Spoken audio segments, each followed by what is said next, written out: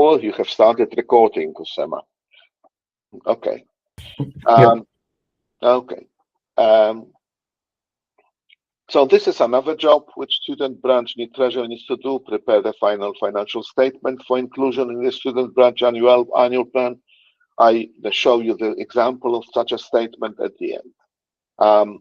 Now also oversee all fundraising efforts and arrange for an orderly transfer of all financial records to the incoming treasurer. That's very important. You are students, well, not you are counselors, but the student branches obviously have students who run the student branch, and they are temporary people. They stay for a certain number of years.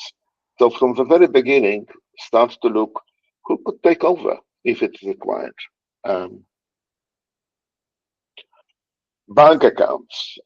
According to current rules, this is in MGA Operational Manual and Section 9.8 I6, student branches may establish appropriate concentration bank accounts for accounting of IEEE student branch funds, and that needs to be approved by its parent organizational unit, so by section. I would encourage strongly everyone to try to do it. That simplifies a lot of issues, a lot of problems. Also, it's important that IEEE moves away from local bank accounts at the moment. There are some questions how realistic it is and how actually legal it is, because certain sections have requirements, legal requirements, because they are registered in the countries to have a local bank account. But nevertheless, I would everyone encourage to go through that path. There are obviously other banking solutions. Many student branches use section account. That could be either concentration banking or local or both. Now you can also have specially created local accounts. Again, IEEE discourages this at the moment. So I would not advise to follow it up if you don't have one. Now, in all cases, again, MGA Operation Manual states that parent organization unit, mostly section, needs to act in the best interest of a student branch account. So it really takes care of how it is used. You can have signature card regarding with this concentration banking. You actually can have a credit card, which is very useful. Limited spending, but still. We needed to have at least two signers on those bank accounts. Now, the most important thing actually is what the money can be spent on, and you can spend it on technical activities. So you can have technical meetings. You can have special tours to companies, for example. You can have panel discussions with invited guests. You can have non-technical activities, so-called SPA, which is student awareness events, and that really is not doesn't need to be technical. It can be how to do things. You can spend money on educational activities, just trying to teach something to your colleagues, not just members of IEEE. Professional activities of all kinds. That's all allowed. So there are many things you can do with that money. Also, you can spend money actually on the meetings of executive committee. You want to have tea or coffee or cakes, you are allowed to do so during those meetings. You can have social meetings and gatherings. So again, these are including more people from outside, again encouraging these people to be part of your branch or be involved in your student branch activities. Fundraising events, again, that's very important. Um, but you can also organize regional and sectional events. For example, Region 8 has student and young professional congresses. This year it will take in Kraków, and it is organized by student branch there in Poland. And also cross-sectional congresses. So in a way, within our region, we have sub-regions, and many this kind of events are organized there. I think 8 this year will be organized in, or 7 in various parts of our region. So you could undertake this kind of role, and therefore organize those events, spend money, obviously. That money will be to large extent donated or transferred to you in order to be able to do that. Now, these terms and conditions for R8 student branch events funding are from the R8 manual. I will just briefly show you there because I have other things to tell. But the first point is interesting. You really should itemize all the expenses US dollars. Have a look at that, in later, and then you can see for what things funding can be used, for what things funding cannot be used. So all kinds of gifts, honorariums, no, you cannot use that money donated, provided by Region 8 towards its events, towards these matters. Now, this again, it says that not necessarily whatever you require will be awarded, but most of the time it is, in fact, and sometimes I have seen as a treasurer that more money was awarded because the assessment was that more money would be required. And usually this money is transferred to you to the CB account. And if you had your own CB account, then you can transfer it there or ask for transfer there. Also, you can have specific CB account for the event. We'll talk about it in a moment. And that is a process which I will try to advocate to you. Now, event finance timeline example, it's shown here. It's for conferences. And you can see that the timeline is really like a year and a half before event starts. In student branch cases, usually it is not really working that way. Usually you have far less time to prepare your event. But what is important are these basic points.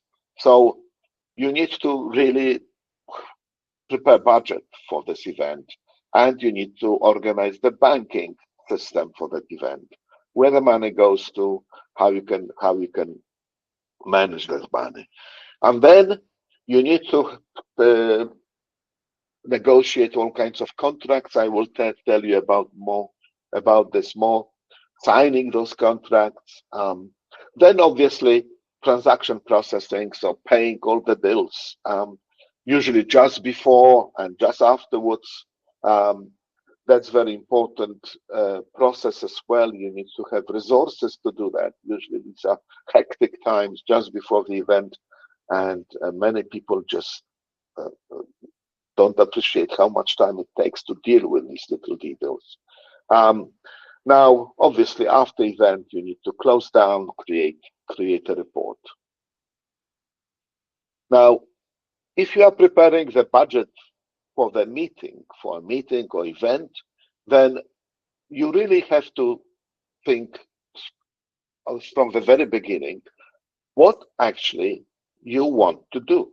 So program outline with the organizing team, objectives, main schedule, all kinds of receptions which you want to do there, additional attractions, for example, city tour for your guests coming from other countries or other places. That particularly applies to all of these student and professional congresses activities. Now, we need to have a good budget estimate. How many participants? And it cannot be sort of taken from the from the sky, figure. It has to be a realistic figure, because based on these figures, other things follow.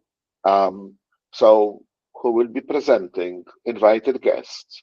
Then you need to look at potential sponsors and their contributions, whom you can attract to give you money for that event which you are organizing. Costs, cost of accommodation, event venue, AV, audio visual equipment, not negligible. Many venues just don't give you that. You have to pay extra. Meals, reception, if you have some form of gala dinner or things like that. Transport, attractions. Now you need to assign some money for organization itself, for registration of attendees.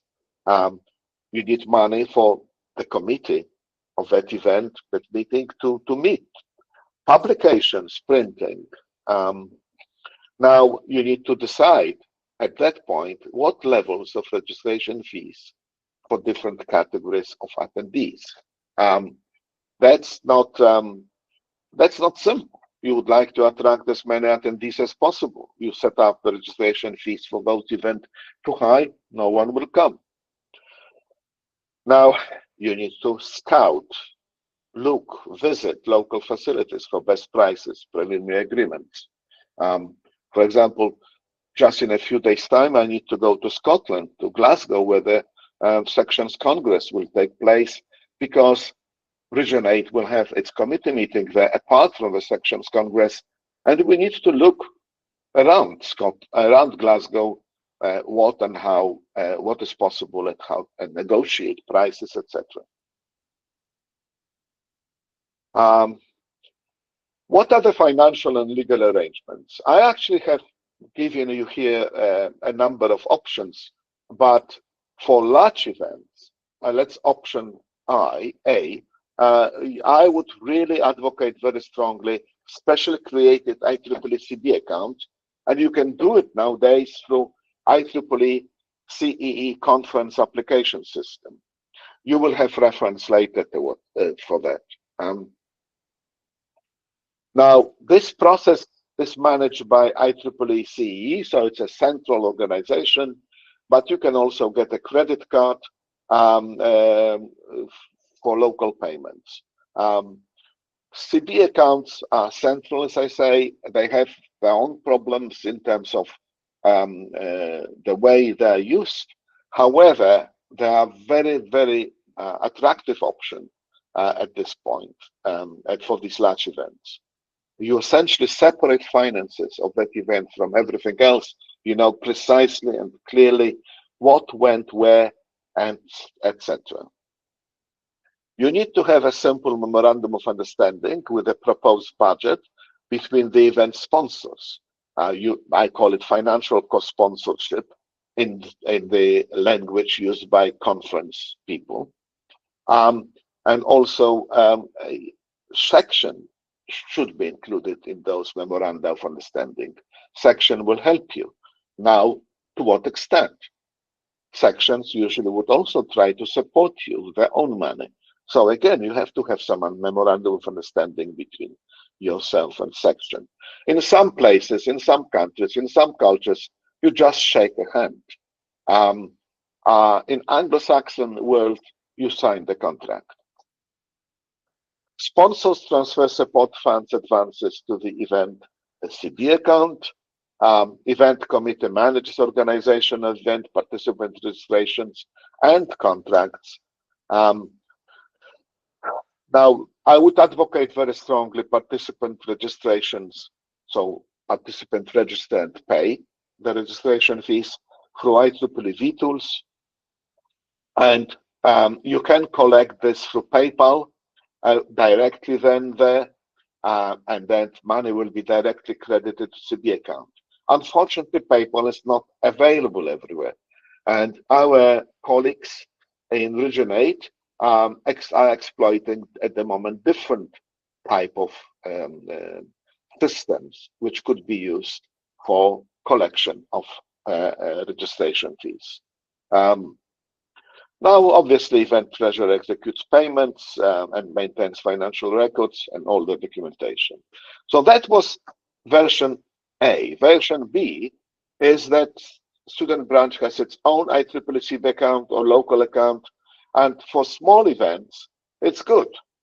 You don't need to worry. But if you have a few hundred transactions or more, then you need to realize that your local bank account, in your local bank account system, you need to separate those transactions which went towards the event from the other transactions, and that's not simple.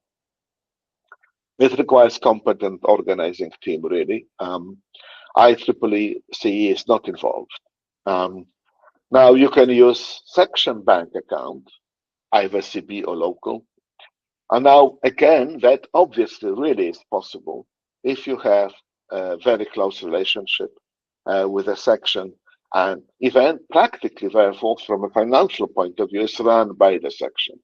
Obviously, event treasurer, which needs to be part of that, needs to participate, but please remember that sections would have their own treasurers, section treasurers, and these people can be far more busy than you imagine. Now you can also use local account of non-IEEE organization, for example, university, but you have to have some form of agreement. Complicated procedures are involved, therefore. And really, it only works, in my experience, in student branch counselor has a very good contacts and with the university, and is able to put a lot of work towards the event herself or himself. Now, regarding contracts themselves, please remember what our general objectives are. We need to, let's say, hotel contracts. General objective of the contract is to specify what both sides are undertaking to do and on what terms. There are examples of such contracts on IEEE CE website, and that will be shown in the CE resources. Your specific objective is to negotiate the best discounted price for the service, and this is very important, the most flexible cancellation and reduction terms.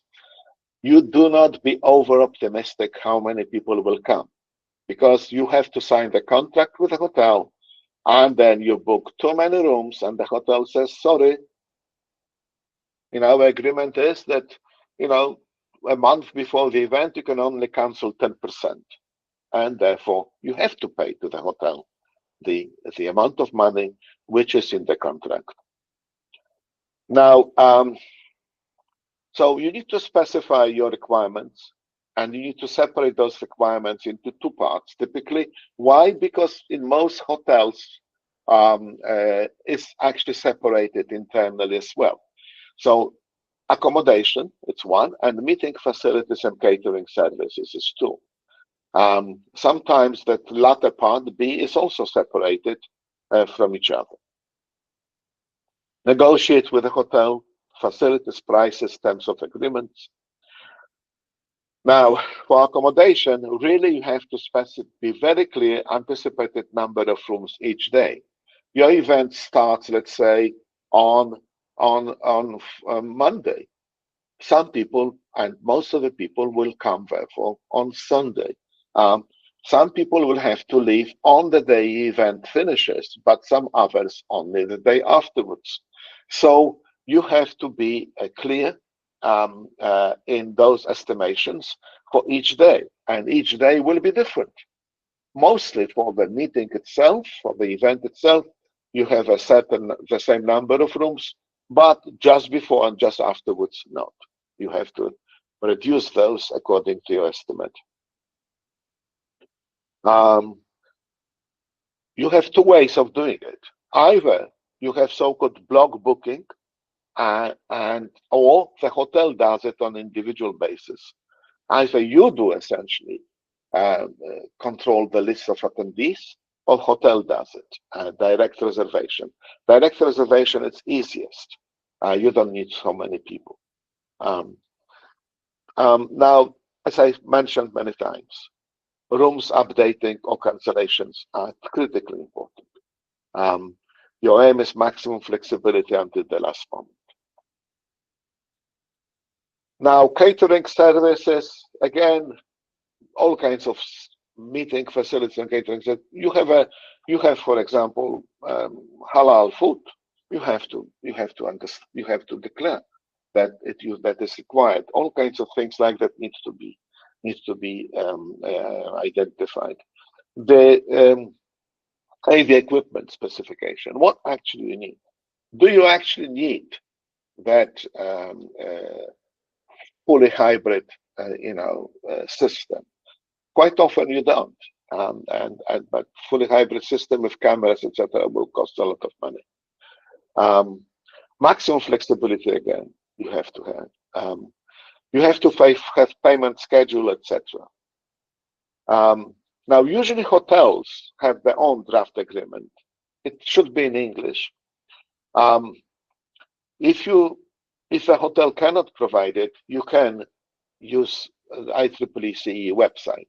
You can also ask us in Originate for help, or you can ask Section for help, and they will have examples of such contracts and agreements. Now, you need to obviously be quite, how to tell you, intelligent about this. You need to make certain that it contains sections which will secure you. Let's say, have you heard about force majeure, which is essentially, for example, you have another COVID epidemic and you cannot do it. But if you sign the contract, you have to pay. But if you have that statement there, then both sides pay their own costs and nothing more. Now, if it is above certain level, you have to send it to IEEE Central for confirmation and approval. Now, here we have contract rules as implemented by Region 8. You don't need to follow that, but you can. Have a look at them in detail. What I'd like to tell you, that below essentially 1,000 US dollars, the situation is simple. Essentially, budget holder, in this case, treasurer of the event, authorizes the payment, and that Region 8 treasurer executes that. Up to 3,000, we need to have some more formalities. We should have some formal quote, and we should have some purchase orders, so we need to agree on that quote officially, etc. Formal quote, purchase order could be a contract, and we usually use actually a contract. But between 3,000 and 5,000, we have to use purchase order template approved by IEEE compliance and legal. It can be pre-approved. It doesn't need to be each time approved. It has to be something which has been approved in the past. That is a simplification, okay? So you can follow that. And here it is. Up to 25K, we have to have really a contract approved by IEEE compliance, signed by Region 8 director. I'm not certain. In this case, it should be section treasurer probably, or section chair, which needs to sign such a contract. But above 25K, you have to involve center, IEEE center, IEEE compliance and legal. We need to do that for you. So they look at that, and they actually spend quite a lot of time looking at it. So bear it in mind, it doesn't come immediately. Financial reports, annual reports you need to produce. Here is the guide which you can refer to, very useful guide. So please look at that guide, which shows you a number of things of very useful here. I have presented here an extract from that guide, which shows about what you produce for your budget report. It's one of the forms possible, easy to produce. It essentially summarizes the categories and how much was either actual in previous year, how was in the budget, actual current year, and remaining, therefore.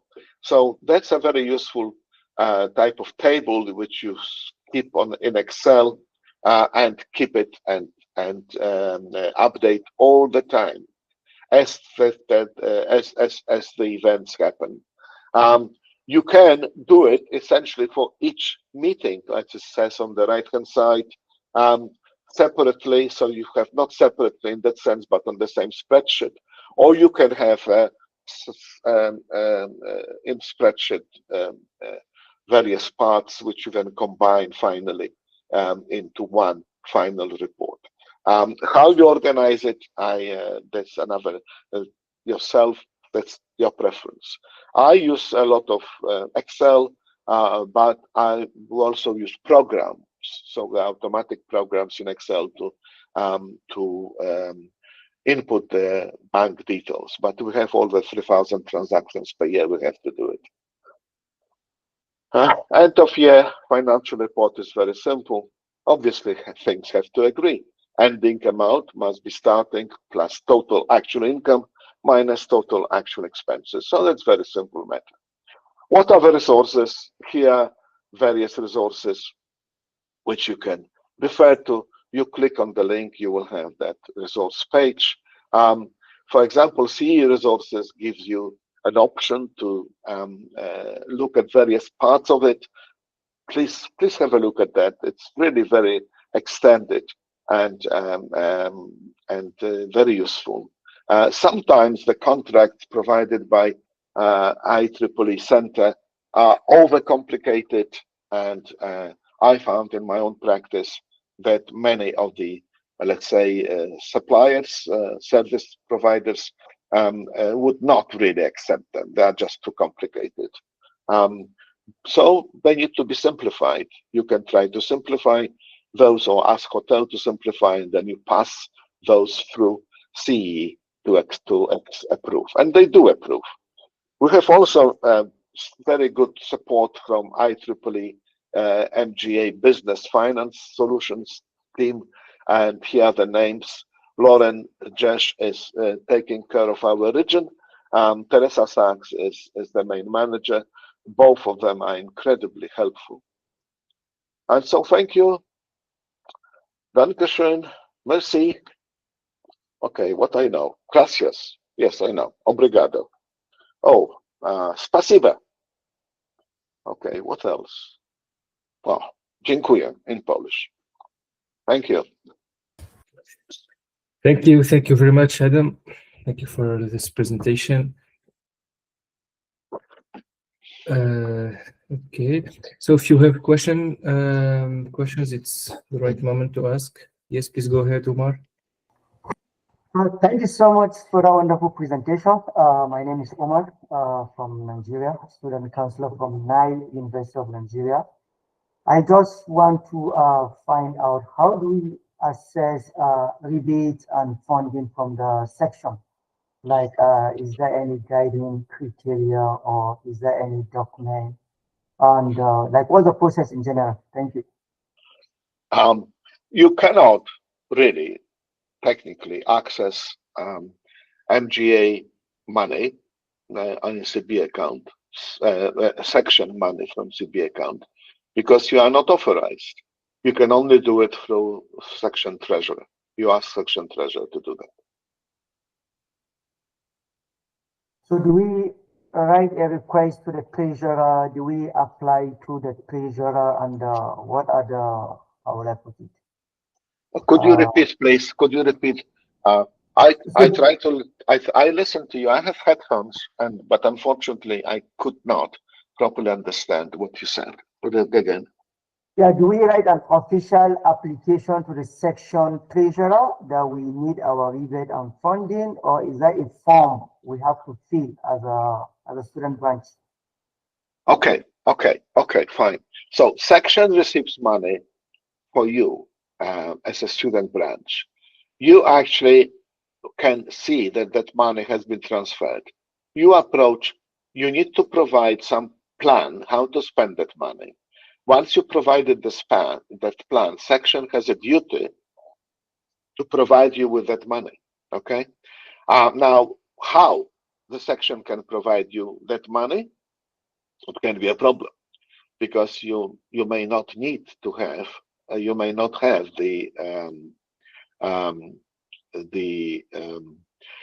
your own bank account. So quite often sections just will provide you a cash for that. Another way of dealing with that is to agree with section treasurer that you have to spend money on certain things here, there, provide the bills, and the section treasurer will pay those bills or should pay those bills. Section treasurer or section has a judiciary obligation to help you. Okay, if you have a problem, appeal to section chair. If you have a problem, appeal to region.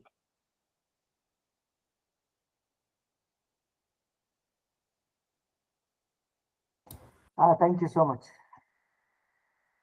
Great. Let's move to Yahya. Good morning. My name is Rabia Yahya. I am counselor from student branch in Nouakchott University, Mauritania. So this is the first student branch that we have, and we don't have any sections. We are out of section. So Yes. the problem here, how we can get fund, because in your all your presentation, it's everything is related to section. We don't have any section. We are out of section. So the problem, how we can get any fund from IEEE. Thank you. Thank you so much. If you, that's fine. That's fine. Oh, good to meet you. Listen, in this case, region deals with this.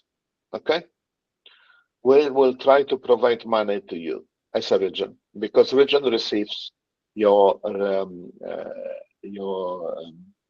funds from MGA. Okay, so but how I can get it from the region? We need Well, to have. Yes, that's the problem.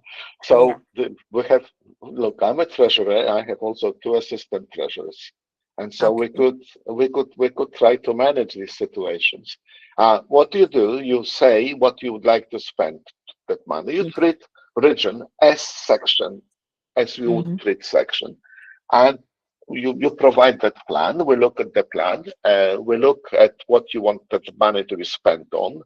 Typically, we pay afterwards. Typically, we pay after the event because typically the amounts are small, but not always. Yes.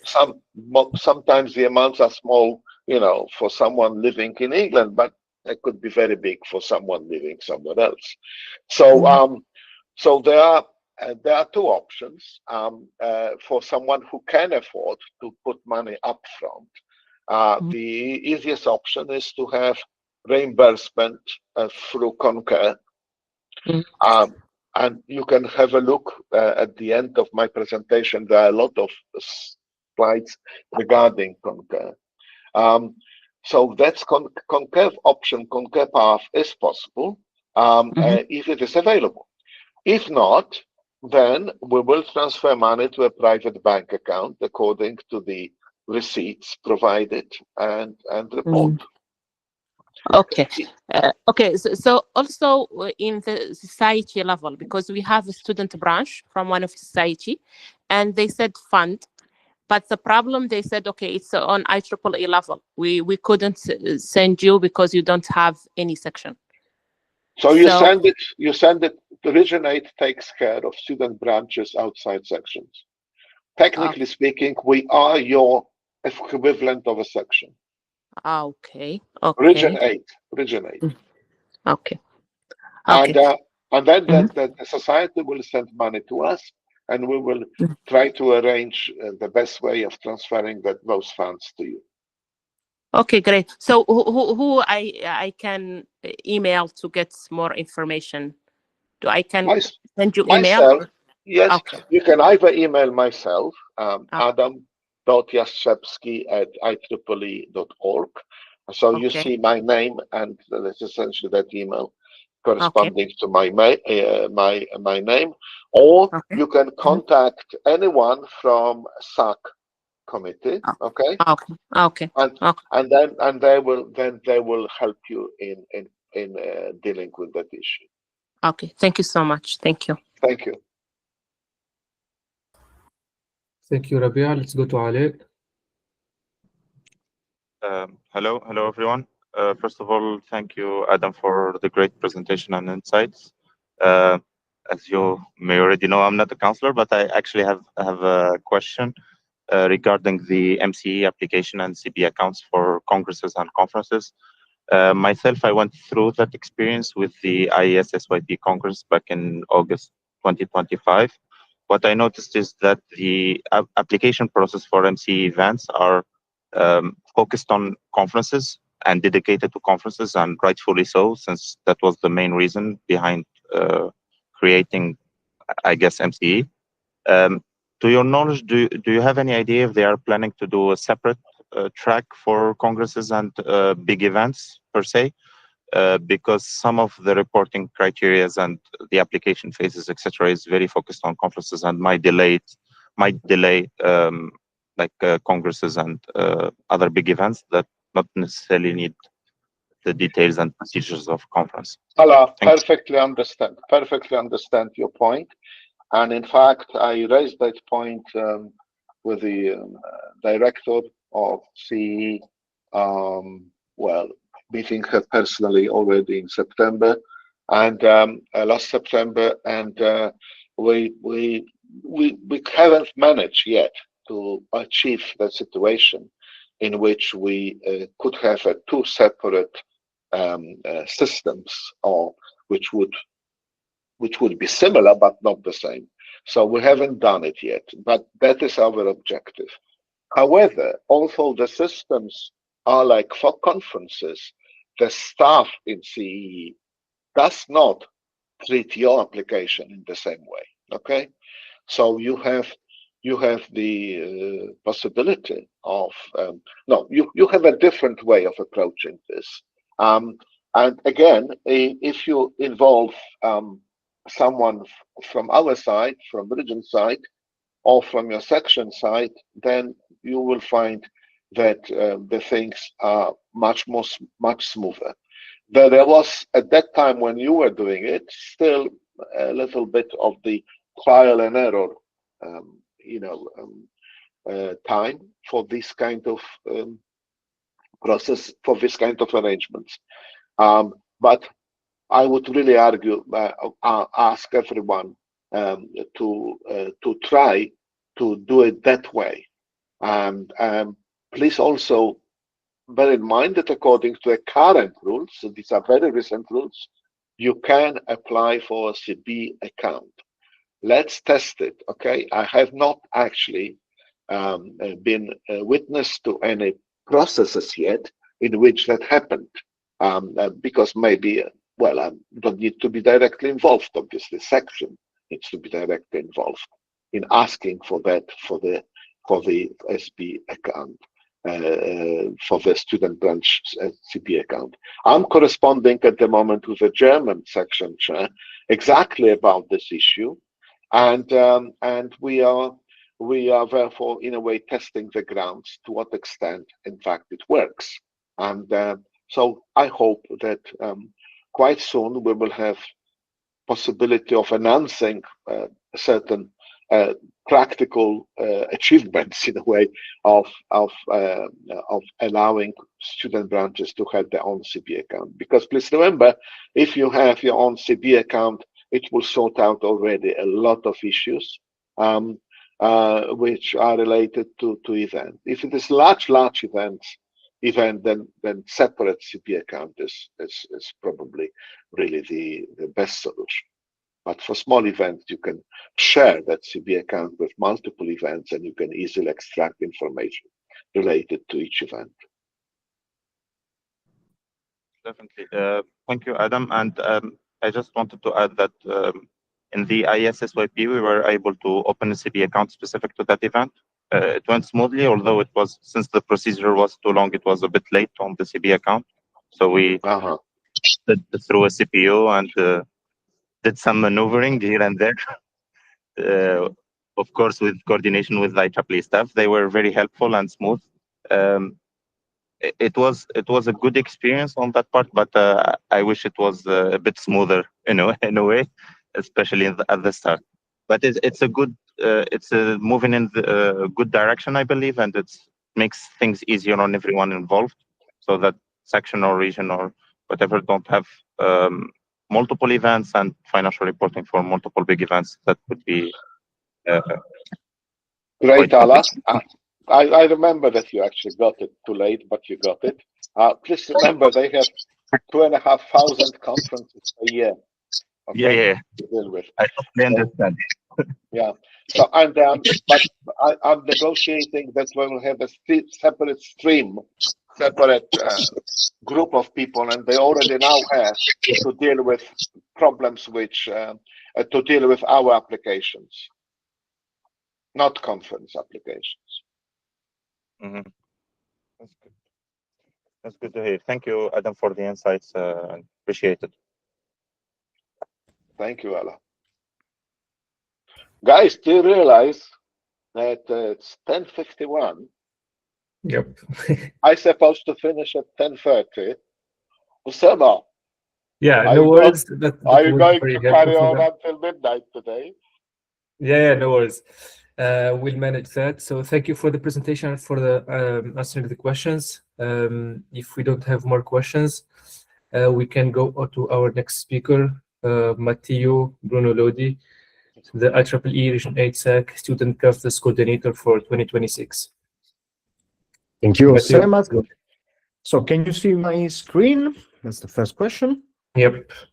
Okay, thank you. So I'm glad to be here and to serve as this student branch counselor coordinator. And today I will try to give you some ideas and concepts about your role of student branch counselor, about your terms, and deal with the election process. So let's start with the student branch counselor role and terms. Briefly, we can revise what are the goals and the aims of a student branch. So you should establish your objective, form a strong leadership team, develop your annual plan, engage members, and secure funding and resources, as we discussed. Of course, we have more objectives, so we have to promote visibility and branding. You are called to that. Collaborate with others, such as sections and other student branches. Also emphasize skill development and try to measure and document your success. So your activities, try to quantify the engagement and all what we discussed. Trying also to prioritize inclusivity and sustainability. Now, to achieve all these goals, one thing that is relevant is to create a student branch constitution. Basically, this document is something that each IEEE student branch should adopt, okay, and should be submitted to IEEE headquarters. You can rely on MGA Operations Manual Section 9.8D to try to outline your constitution. And in this constitution, you should account for all the details that are needed to manage the student branch affairs, okay, by the ExCom, okay. What are so the main information that should be included in the constitution? Basically, name, purpose of the student branch, the membership, so who shall be considered a member for your student branch, what are the dues, so special assessment, payment of IEEE member dues, what are the officers, what are their positions, what are the terms of this position, and what are the criteria for being an officer, to be elected as an officer. Also their duties, so who is responsible for what, for submitting and reporting, and define also your standing committees, so your subcommittees for publicity, for financial and events, website, etc. So define also the schedules, the meeting, how often student branch should meet, and any possibility to amend the constitution. So you can update this constitution yearly when you see that something must be changed, and also details about the election process. So within the objectives that we listed before and this document, everything is listed and some roles show up, okay? An important thing is that during your meeting, trying to assess your advancement of the student branch's goals, you should keep tracks of everything, okay, record everything, and try to involve people. At this point, you will be involved as counselor, and also you will find the possibility to appoint and to work with a student branch mentor, which is another figure. Let me start with this other role. So a mentor for a student branch can be an IEEE professional, basically, who is a volunteer, okay, and have some links and contacts with industry, but also sections. So it's somebody external from the university and the faculty who is helping the student branch in achieving those aims and objectives, okay? And the role of a mentor is to provide guidance and advisory to the student branch officers and members while maintaining the connection with other previous members and industry professionals, etc. Okay, so in your constitution, you can account for a student branch mentor, but this is another figure. This is not your role. So let's define what is a counselor according to the MGA operational manual. Okay, each student branch needs a branch counselor. The branch counselor must be an IEEE member teaching in an IEEE designated field, okay, part of the same faculty of the branch, and the section chair, upon recommendation of the student members of the branch, okay, in accordance with the practice for the establishment of the students' organization and the university, so the educational institution that is involved, is appointing the counselor. So you are appointed by the section chair, and your term is supposed to last for 2 years, okay? Actually, we recommend that a counselor can be in office, okay, for 6 years, so you can renew your term, but reminding you yesterday's discussion about conflicts and etc., we suggest that the consular officer's term should not exceed 10 years, okay? Now, each student branch counselor is charged with promotion of the welfare of IEEE at your institution, okay? And especially regarding student activities, okay? So, given these definitions and these terms of your role as counselor, you should take into account what are your duties and responsibilities. So the main thing is to promote welfare of IEEE in your institution and help students in achieving those objectives. To do so, your duties and responsibilities are to guide and provide advice to students' officers, okay, ensuring that all the information from IEEE is transmitted to them. So you are a link between IEEE, between the section, between MGA and the student branch. You are the contact point for what are the procedures, how to spend the money, for instance, how to organize the events, how to report, etc., etc. So you are the lighthouse for your students. So you need to ensure that the student branch is aligning with IEEE's goals, okay, and also the policies. So you should account for the fact that the student branch satisfies the reporting requirements, okay? This is one of your duties. I would say one of the most important ones. So, as part of your role, you should be a liaison between the student branch and the local section, okay? So you must support and facilitate communication between the officers and the section, okay? For instance, in the case of the financial support, you can help students with the money, and also you need to be a liaison with the university, so you can help students to receive support for organizing meetings, developing project, etc. And the last thing is that you need to ensure a continuous transition of the officers. So basically, the sustainability and the long life existence of the student branch is something that is assigned as a duty to you, okay? One list of action items that you can think about starting your role and serving as a counselor is that you need to be present and meet periodically with the officers so that you can see what they are doing, if they are complying with the IEEE's goals, and if they are reporting, organizing the event, etc.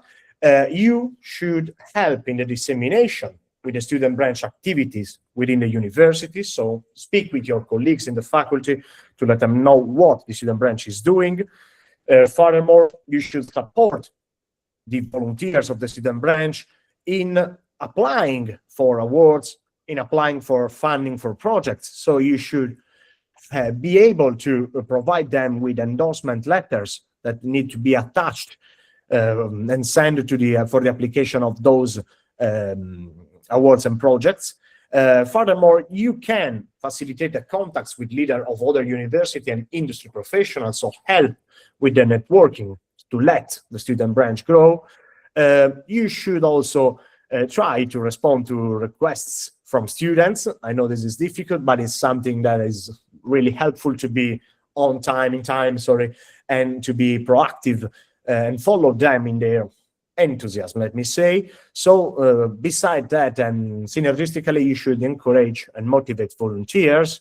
And one another important thing is to promote IEEE student membership. So part of your role is to take care that more students join IEEE, join the student branch, to create a sustainable and active community, okay? When the student branch organizes an event, furthermore, you are supposed to attend their activities, talk at the opening, present the event, present the officers, and also inspire people maybe with some talk. Another relevant thing, and this will lead us to the next part of the talk, is to supervise the student branch elections, okay? So you can also think about supporting the creation of subunits and help the student branch managing all these things. I know that there are a lot of things, but basically you will do all of these things by default, probably. Just think about it also in your planning for this year, okay? So in developing the annual plan, okay, the first thing that you can do, taking into account all the duties, all the responsibilities, and these action items, is to assist students in developing their annual plan, okay? So as counselor, you can have access to their annual plan and help them in the submission, which I recall is before 1st February. So in this phase, you can already think about what to do and what to write to serve as a counselor according to those duties and responsibilities. Okay. Another important thing is to stress your role as a connection, as a liaison between the section and the student branch. So for these tasks, you should nominate some student volunteers for section committees, for instance, okay, especially so those related to section students activities committees. You can involve students in the section's activities, meetings, conferences, when distinguished lecturers are taking some lectures at your university. And you can also be part, of course, of the support of funding, logistics, contacts between the sections and the student branch. One relevant thing is that you can also encourage collaboration between student branches. You are all here, maybe some of you are close geographically one to each other. You can collaborate. If you are not close, you can still find a way to collaborate. And we always promote and encourage this to be done. Okay, now, since I have started with the mentor role that was part of the student branch, then I detailed the role of the counselor. You have a different role, okay? A student branch counselor is actually a faculty member, okay? You have also a role in IEEE, and you need to be the liaison between IEEE and the university. The student branch mentor can be external, can be related to IEEE, okay? But those two roles are very different. So you're appointed by the section chair, okay? Student branch mentor can be appointed by the section when in consultation with the student branch, and your key output is to try to be, and I told you, the lighthouse of your student branch and help the student branch members to let the student branch be successful. Okay, now let's go to the election process. Okay, because for the sustainability, elections are key. For this year, you won't be concerned with it, but next, at the end of this year, probably you will. So it is important to know some key steps and to inform students about it, because the election should be planned correctly. So depending on your school's academic calendar, you need to find a sweet spot, okay, between exams, your exams, students' exams, and lessons to hold the elections. Okay. The election should be done anyway before the current officer is leaving, okay, their role. Okay, so you need to have a slight overlap between the previous officers and the new officers' role. Okay, since new officers should be reported to the tools officer reporting before their officer's terms end. Okay. One important thing is that to hold the election, you are encouraged to use vTools voting. Okay, so you can use vTools to implement all the steps about the election, to be transparent, to be automatic, so that you run it smoothly and according to IEEE. Okay, one important thing is that all these key details about the election can be included in your constitution, and you can take care in a priori, let me say. So about the election process, what we suggest is to mimic the process of chapter selection. So you are encouraged to take care of revising and be inspired by the MGA operational manual, in which all the procedure for geographic units are well described for council, section, chapters, etc. And you are encouraged to supervise this election process. So let me outline what are the key steps, okay, and requirements. So use vTools is the very important things. Avoid the in-person or email ballots voting. Once that you have set the election process in vTool, you can select a commission, okay, election commission, so that you have a chair and two people helping. In this case, you can also think about the fact that you should have a call for nomination for 30 days, okay? After these 30 days, then you have a period of 30 days again to petitions. So people can ask for a signature and support to present their candidature, okay? Then after these 30 plus 30 days, and we are talking of 60 days, the voting should be opened and remain open for 2 weeks, okay?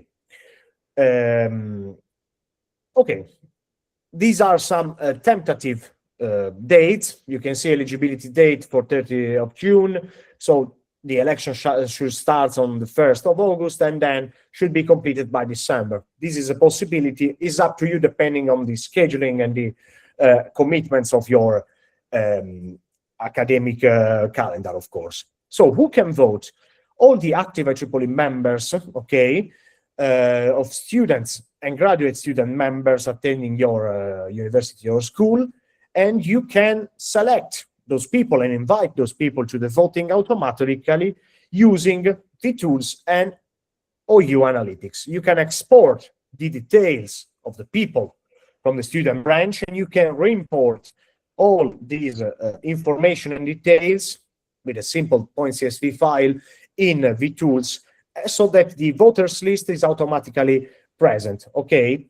In any case, if any members is not able to vote, you can add manually the vote, so you can solve some issues. In any case, you can find all the information on vTools. What are also the other possibilities that you can implement in vTools? So not only election, also motions. This is something relevant, which is also helpful for minor things, as the example listed in the slide. If you need any information about vTools voting, there are some tutorials and information available on vTools. So I thank you for your attention, and I'm here for any questions.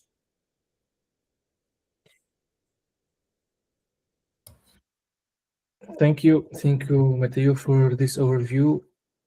So if you have questions, please feel free to ask. Yes, Umar. Once again, good afternoon. Thank you so much for the wonderful presentation. In terms of membership, most especially in the case of Nigeria, it's kind of expensive to get students pay for the IEEE due because of the change in dollar and the rest.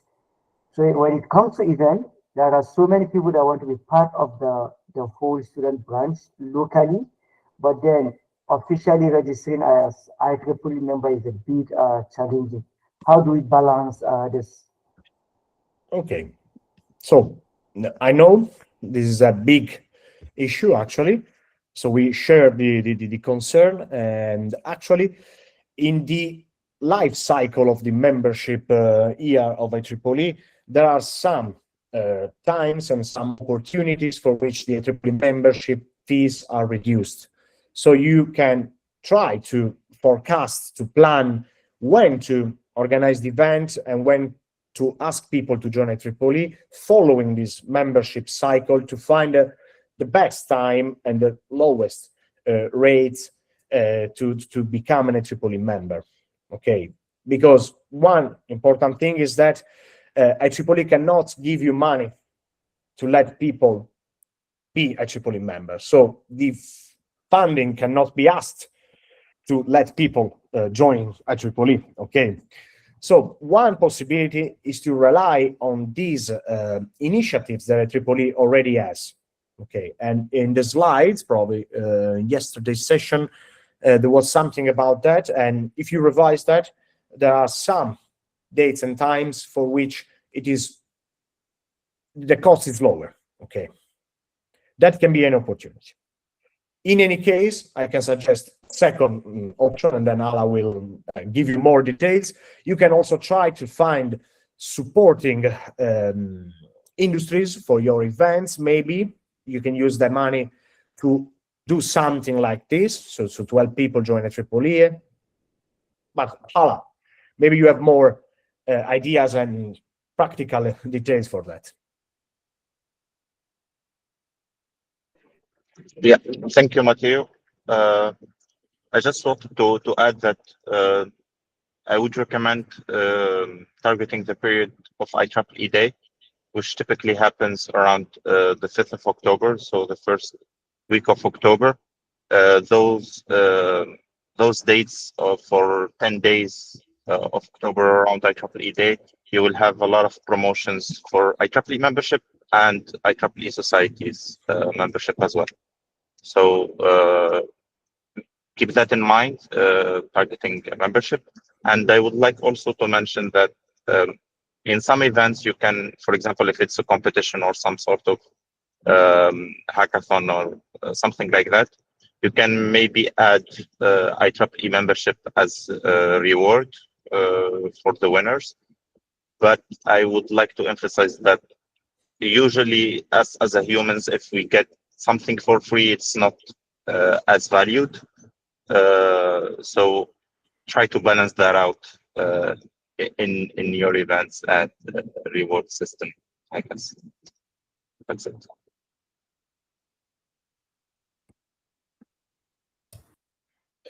Thank you, Matteo and Ale. So if you don't have more questions, we can move to our next session. So our next speaker is Vera Markovic, the IEEE Region 8 Student Paper Contest Coordinator. And her session is about the Council's role in the local and Region 8 Student Paper Contest.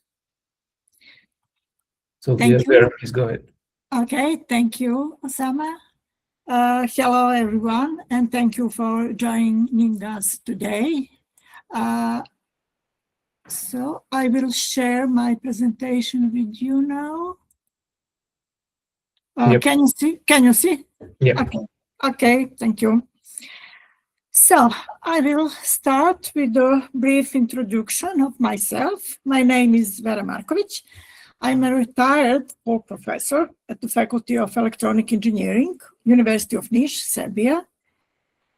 I spent my entire professional career at the university, teaching, conducting research in the field, primarily in the field of telecommunications, microwaves, and etc. I have many years of involvement within IEEE. I joined IEEE 34 years ago, and over these years, I have volunteered in various roles. First within my chapter, then within my section, within IEEE Region 8, MGA levels, etc.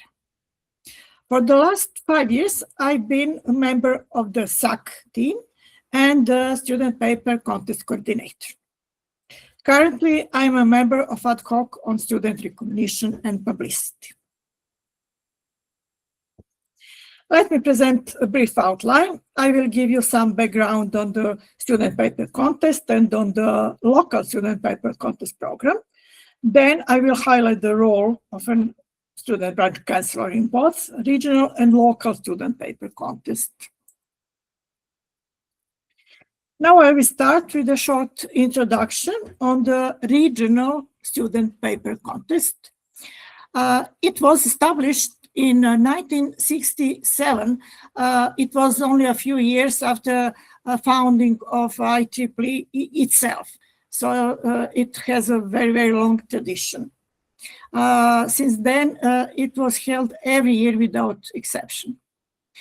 This is a competition of technical papers intended for IEEE student members and graduate student members.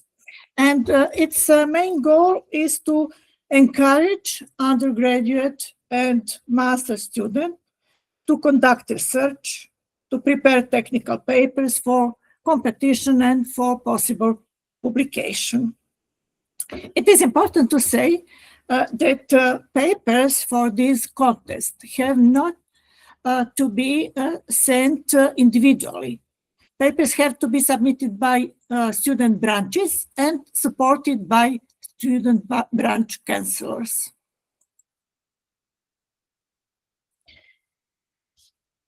Okay, now I will explain briefly how the contest is organized.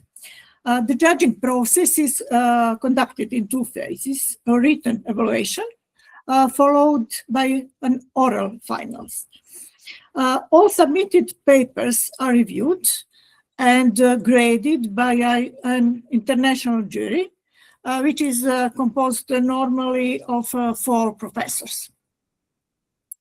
But based on that evaluation, the 5 highest scoring papers are selected as finalists, and they are invited to present their papers within the oral finals. Actually, 1 author per paper receives financial support to participate in oral finals. SPC oral finals is normally held in conjunction with one of IEEE Region 8 flagship conferences like Melecon and Eurocon. This year, Melecon is too early in the year, so we decided to hold these finals during the conference EnergyCon. Prices are more than nice, $800, $500, and $200 for the first, second, and third place. And there is an additional prize for the winner's student branch of $250. And also, it is important to emphasize that all 5 papers, which are finalists, are published in IEEE Explore digital library. Next, I will talk briefly about the impact and benefits of this contest. First of all, the contest offers our student members the opportunity to develop important skills, for instance, in writing, presenting technical papers, etc. With that aim, for example, every year we organize a webinar with that topic, and this is usually organized a few months before the deadline of the student paper contest. So the students who plan to submit the paper can hear about this topic, how to how to prepare a good conference or journal paper. This contest also provides students with the chance to be recognized and rewarded for their ideas, their research work, etc.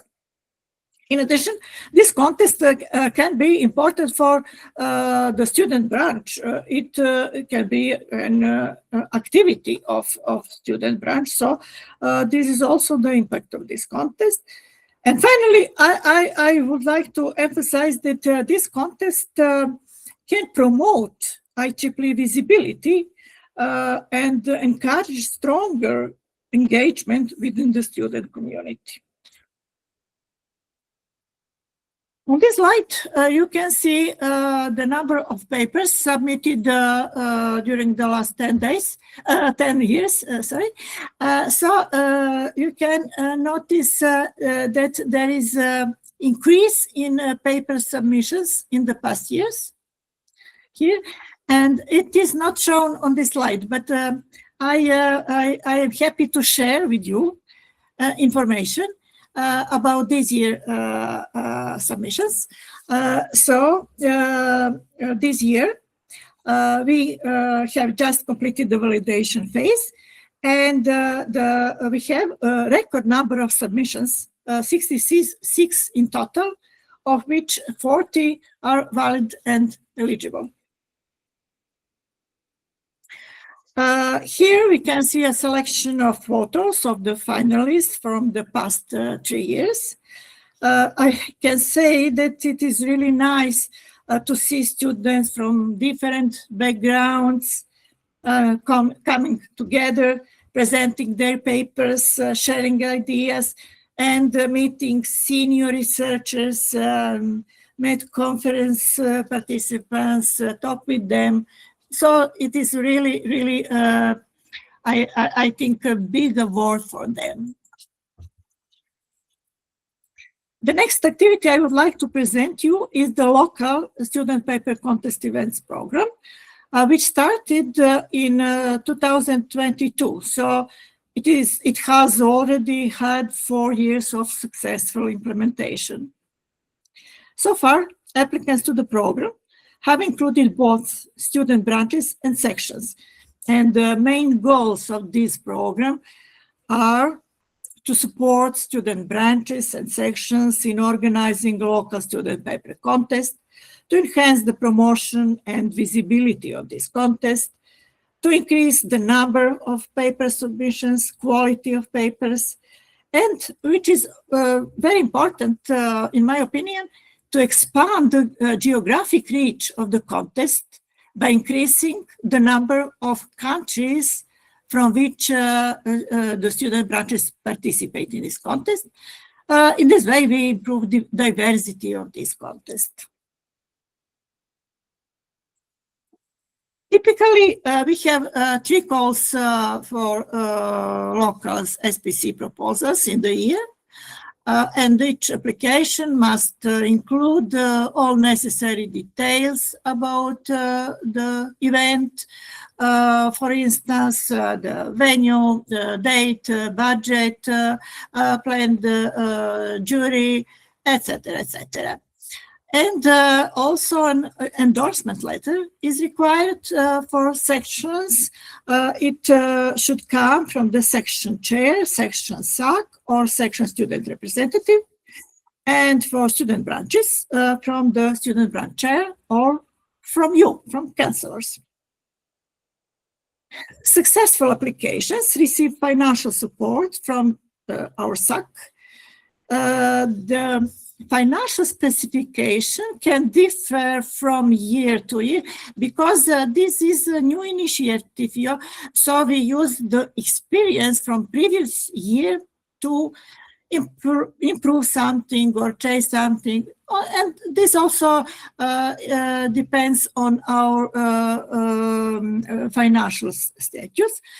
So in the 2025, the grants were up to $200 for student branches and up to $600 for sections.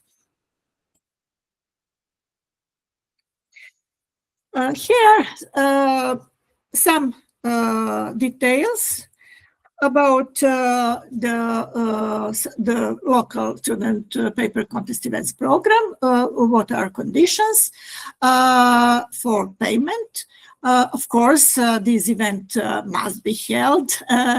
Sometimes we have cases that we approve some applications, some proposals, but the events have never been held. So you must hold your event. Then winners' papers must be submitted for the regional level. And finally, an outcome report must be submitted, including details on the event and relevant documentation. This is, as illustration, a picture from a successfully held event. It was a local student paper contest in Egypt. Now, I would like to highlight the role of student branch counselors in the student paper contest.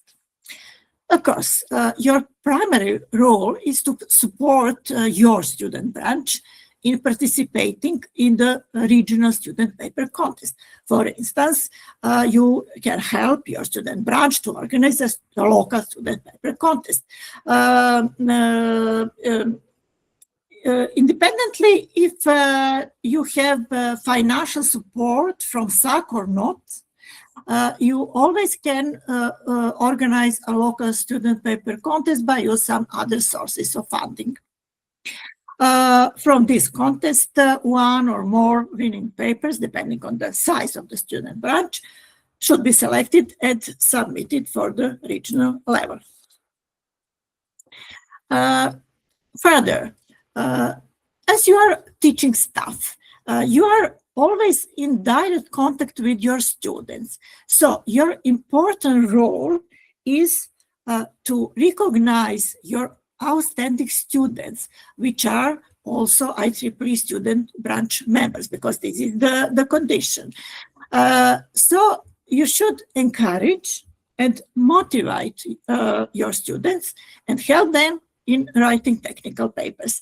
There are many examples for that. For instance, maybe you lead, or your colleagues lead some research project, you include some students, and if you recognize some student who is an IEEE member, you can suggest and help him to prepare some technical paper. Also, if you are a supervisor or mentor of a student, you also can support them, encourage them. If more students from one student branch are interested in preparing and sending and submitting a paper, the best way is to select the best papers for the regional level is to organize a local contest, as I mentioned before. For all I mentioned, it is necessary to have close collaboration between the counselor, between you and the student branch chair.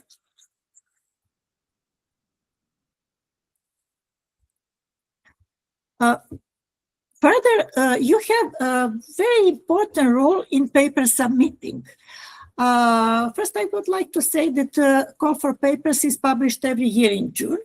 The deadline is December the 1st, or if we extend the deadline, it is December 15th. So there is 6 months.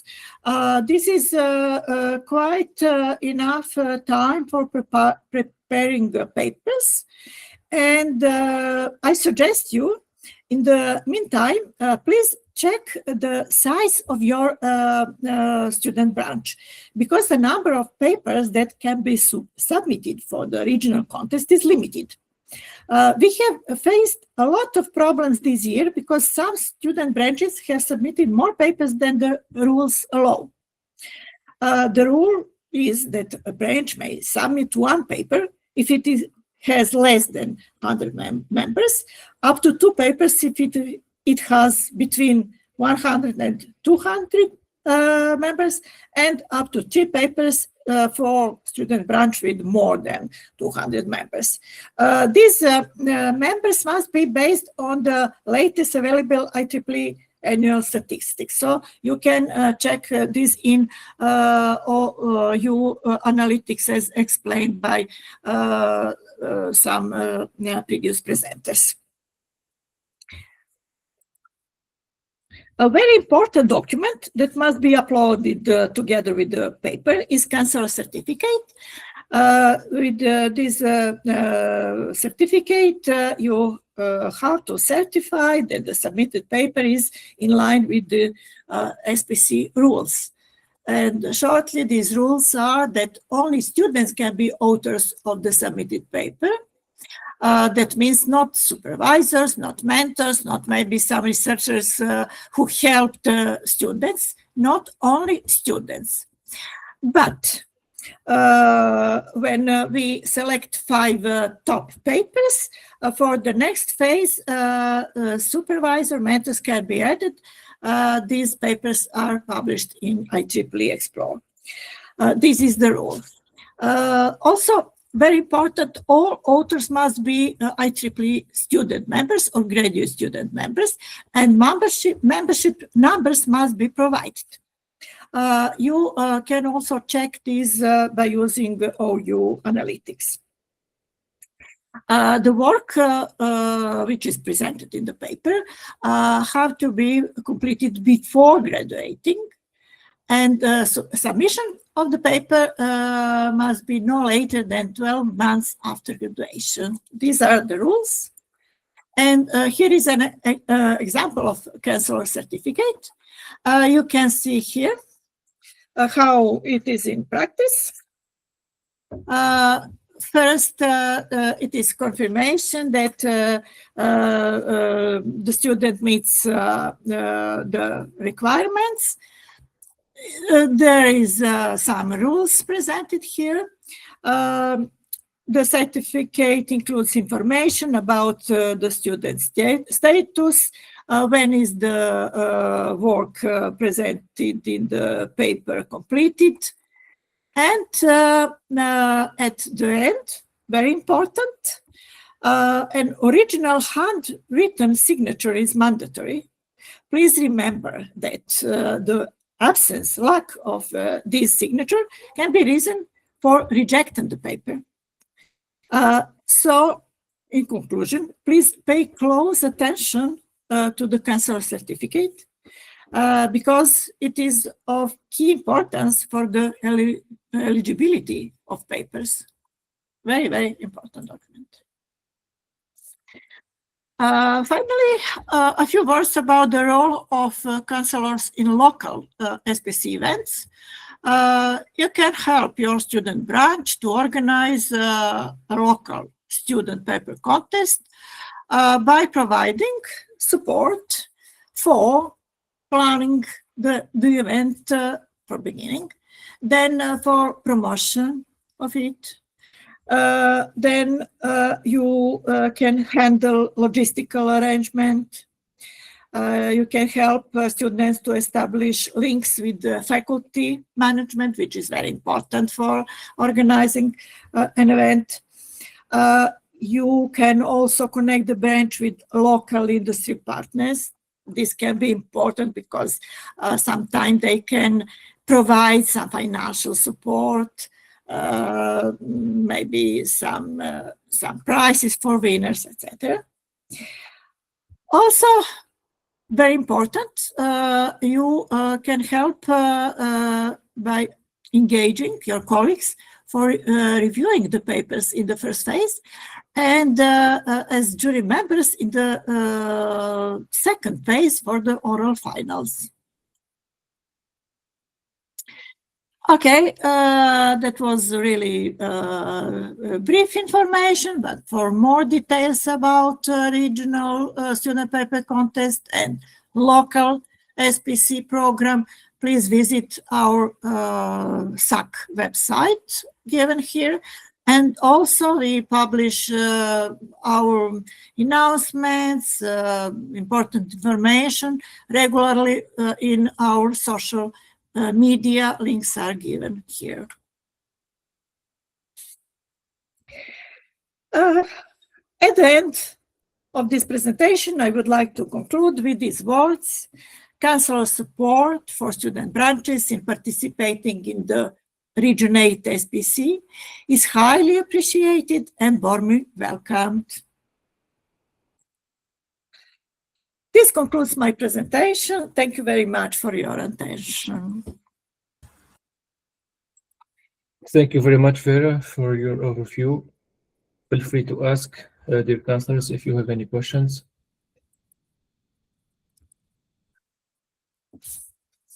Otherwise, we can have a small break of 10 minutes. So we'll be back on 11:45 GMT. So see you in 10 minutes.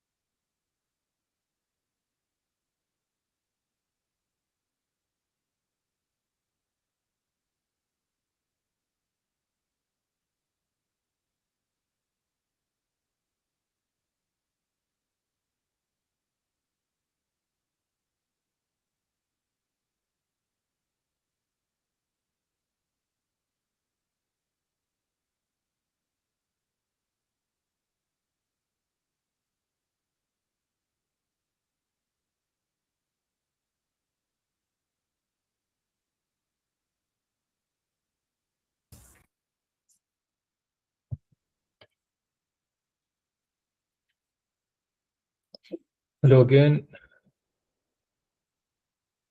Let's get back to our training and let's welcome our next speaker, Mohammed Saeed Darwish, the IEEE Young Professional Region 8 Committee Chair. So Mohammed, please go ahead. The floor is yours. Okay, hello, Sima, hello everyone. So you hear me, you see my screen? Yep. Okay.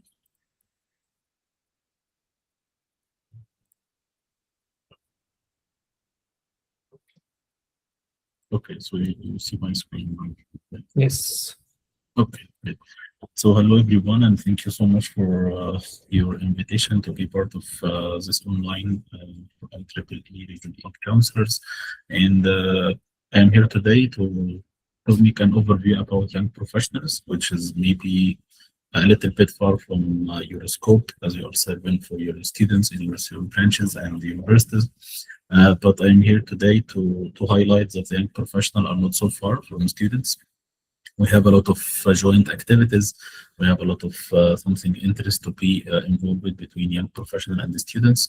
So our agenda for today will go overview about the IEEE, the Region 8 Committee for the Young Professionals, also some numbers related to the vitality for our young professional groups, and a lot of opportunities we'll overview with you to check the potential collaboration between the young professional and the students. So overall, if you have an overview about IEEE Region 8, so our IEEE members in Region 8 almost near to be 100,000, and this is a big number actually. And we have almost 120 affinity groups. One of them is related to the young professionals. And if you are talking about young professionals, a young professional is something like the student branches. It is below the sections, and it's mainly for the fresh graduate or the professional members after having their bachelor degree within 15 years old. And as the region level as well, the region have the sections and have another opportunity for having their own young professional group or B group or humanitarian or a lot of affinity groups actually inside the region. So the same structure in Region 8 is the same structure of your section. So what defines IEEE young professional? As I mentioned, the young professional, it is not a membership grade, it is a community for any IEEE student member. Once he got their first bachelor degree or professional degree within 15 years, it's considered automatically to be a young professional. So the young professional, it is not a membership grade like student member, graduate member, or members or senior member. It is just a community to communicate the young professional volunteers which obtain their professional degree for the first time for or within 15 years. So if we are trying to have more definition about the affinity group, because maybe it's a new name for the counselors, because we don't have young professional affinity groups in the student branches, because we only focused on the graduate student members or the students once he got their first bachelor degree. So that's why the affinity group, it is non-technical unit in the region or in a section. It's only a community, collaborates the young professional together to share the experience, knowledge, everything together to empower our volunteers. And also something interesting to be highlighted here, the IEEE Young Professional membership is free of charge. So once you are being an IEEE member and you're already a graduate student member, not a student member anymore, you can be considered as a young professional for free. And the young professional is the first step to be a senior member as well. So if you meet the requirement for being nominated as a senior member, we can support you by that. And very soon you will receive an email from our young professional committee considering you as a potential senior member. And we will give you all structures, all steps, and how to be a senior member for the IEEE, which is the highest grade for the members before being a fellow. And at the beginning of 2025, once we got the privilege for leading the young professional in Region 8 in collaboration with the MGA Young Professional. We have some statistics or collecting feedback from our volunteers to know what the young professional actually waiting from us. So for being a student, you have a lot of benefits. You have medium kind of funds. You have a lot of discounts, a lot of events to attend, several funds to be applied within your section, your student branch, even your region, your society. But after being a professional member, everything is finished. So you have to know what the young professional will add to you, or to solve the main problem we have, how to keep the retention from our young professional volunteers. So once we collected this feedback from the MGA young professional and our Region 8 young professional members as well, most probably you will find one of these items you're already looking for. So they are looking for something to expand their global network, because in your section you already have a collaboration in your local level, but what about the global network?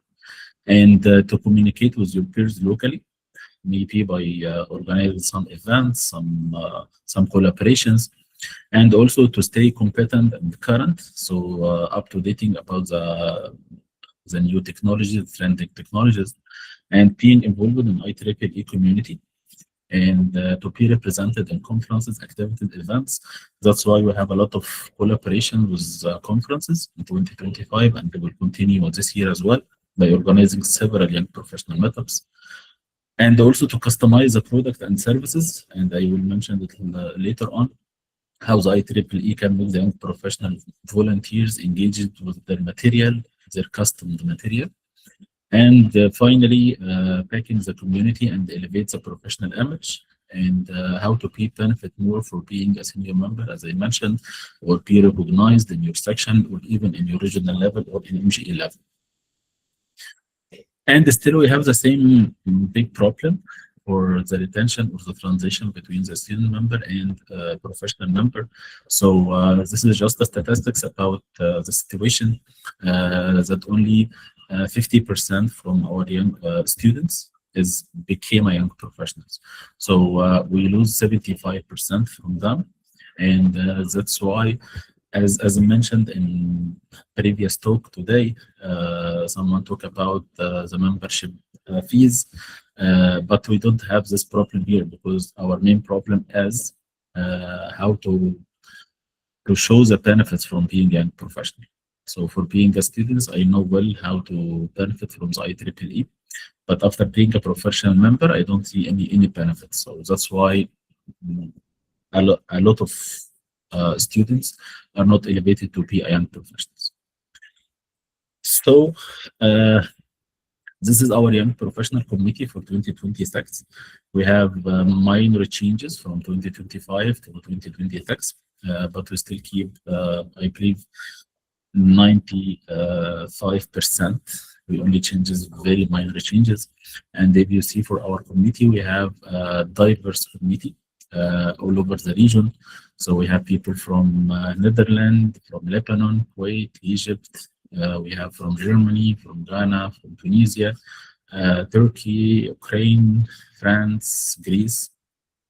So, and I know most of you already know these faces because you met them last year or even before, and you will meet us this year as well. So if you would like to have any information, anything, any question from our young professional volunteers, you can ask any one of them. They already very active volunteers.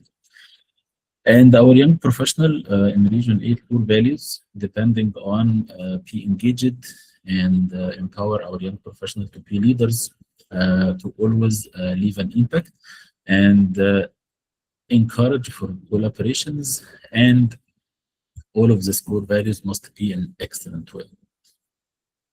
And if you have another overview about young professional membership only in Region 8, so we are almost 33,000 young professional volunteers, and this statistics is today.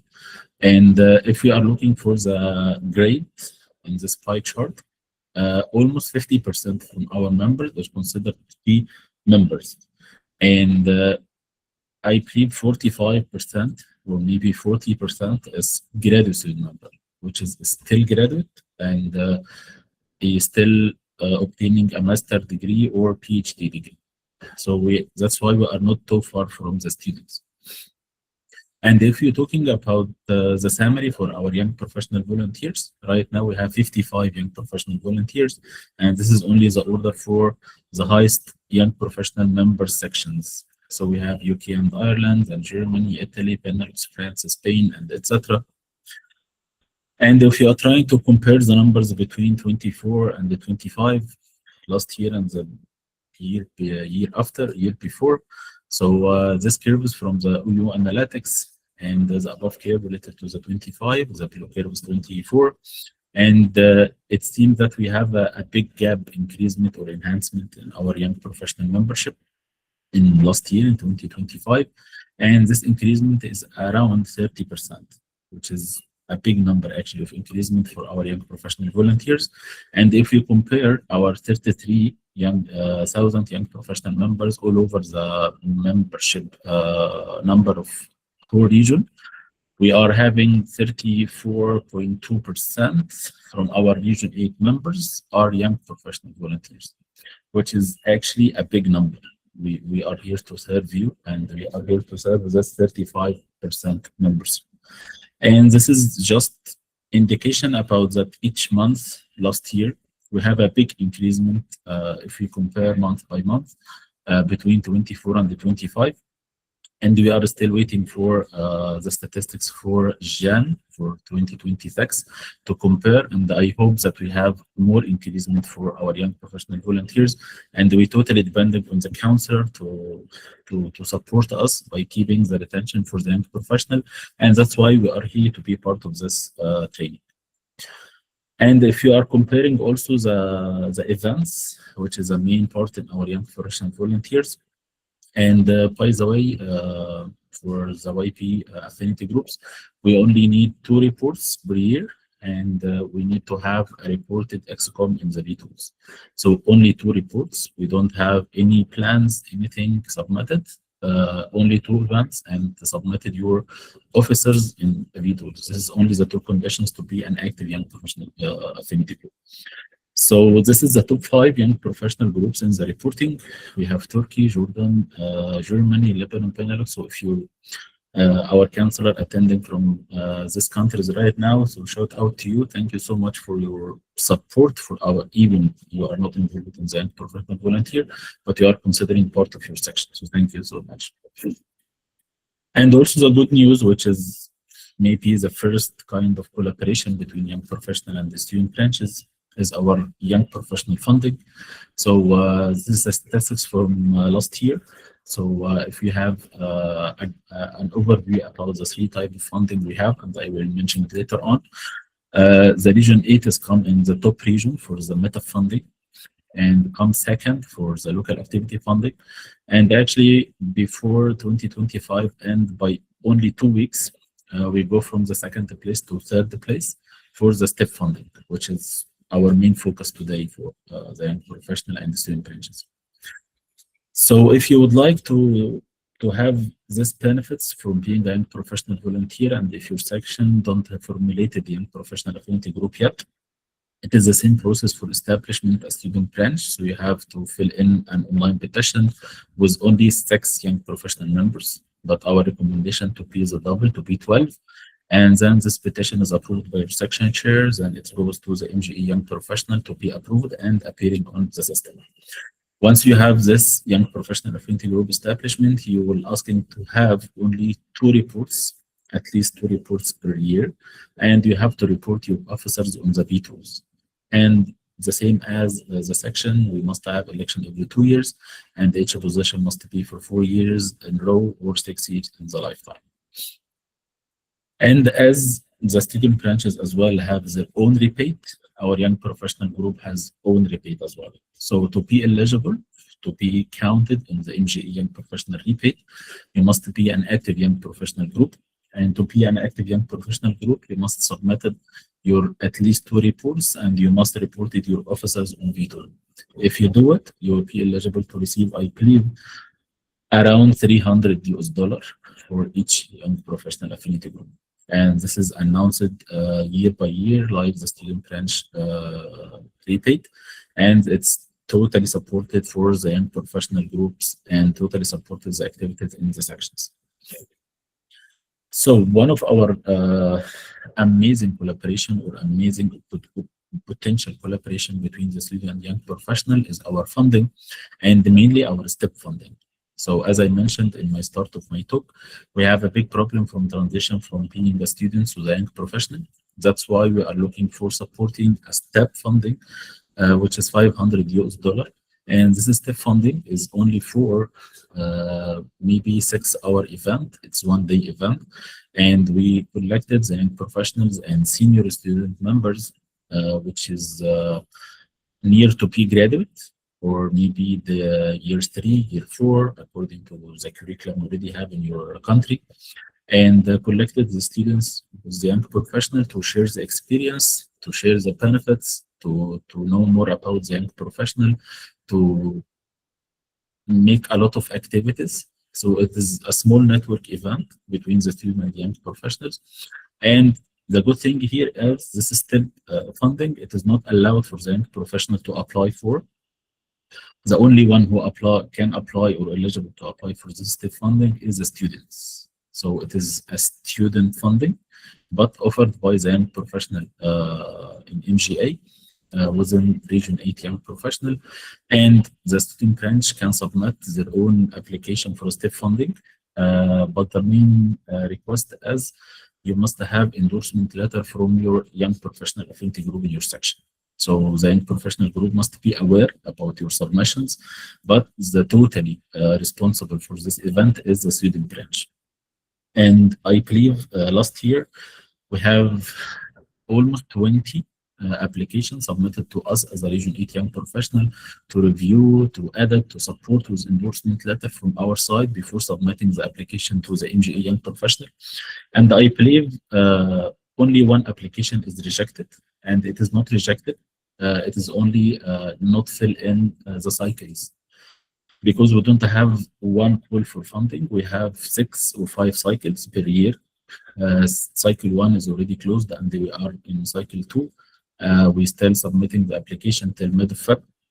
So, and each cycle is different of the earliest event day. So if your event is located to be before or after 15th of March, you are eligible to apply for cycle 2. If it's after this date, so you must go into the cycle 3 and etc.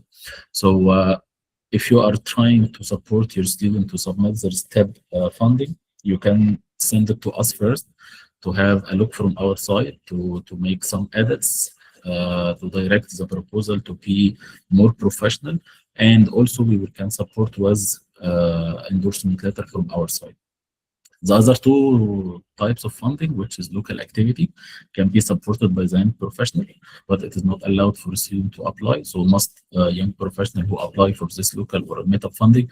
But I believe the young professional affinity group can collaborate with any student branch you have to apply for a local activity, which is the name as any activity you have in our section is be eligible to receive $750 US. And if you have mega event, like a big conference, big congress, student and young professional, even in local level, you are applied to have a meta funding, which is the biggest one, $1,500 US. And all of them are network events.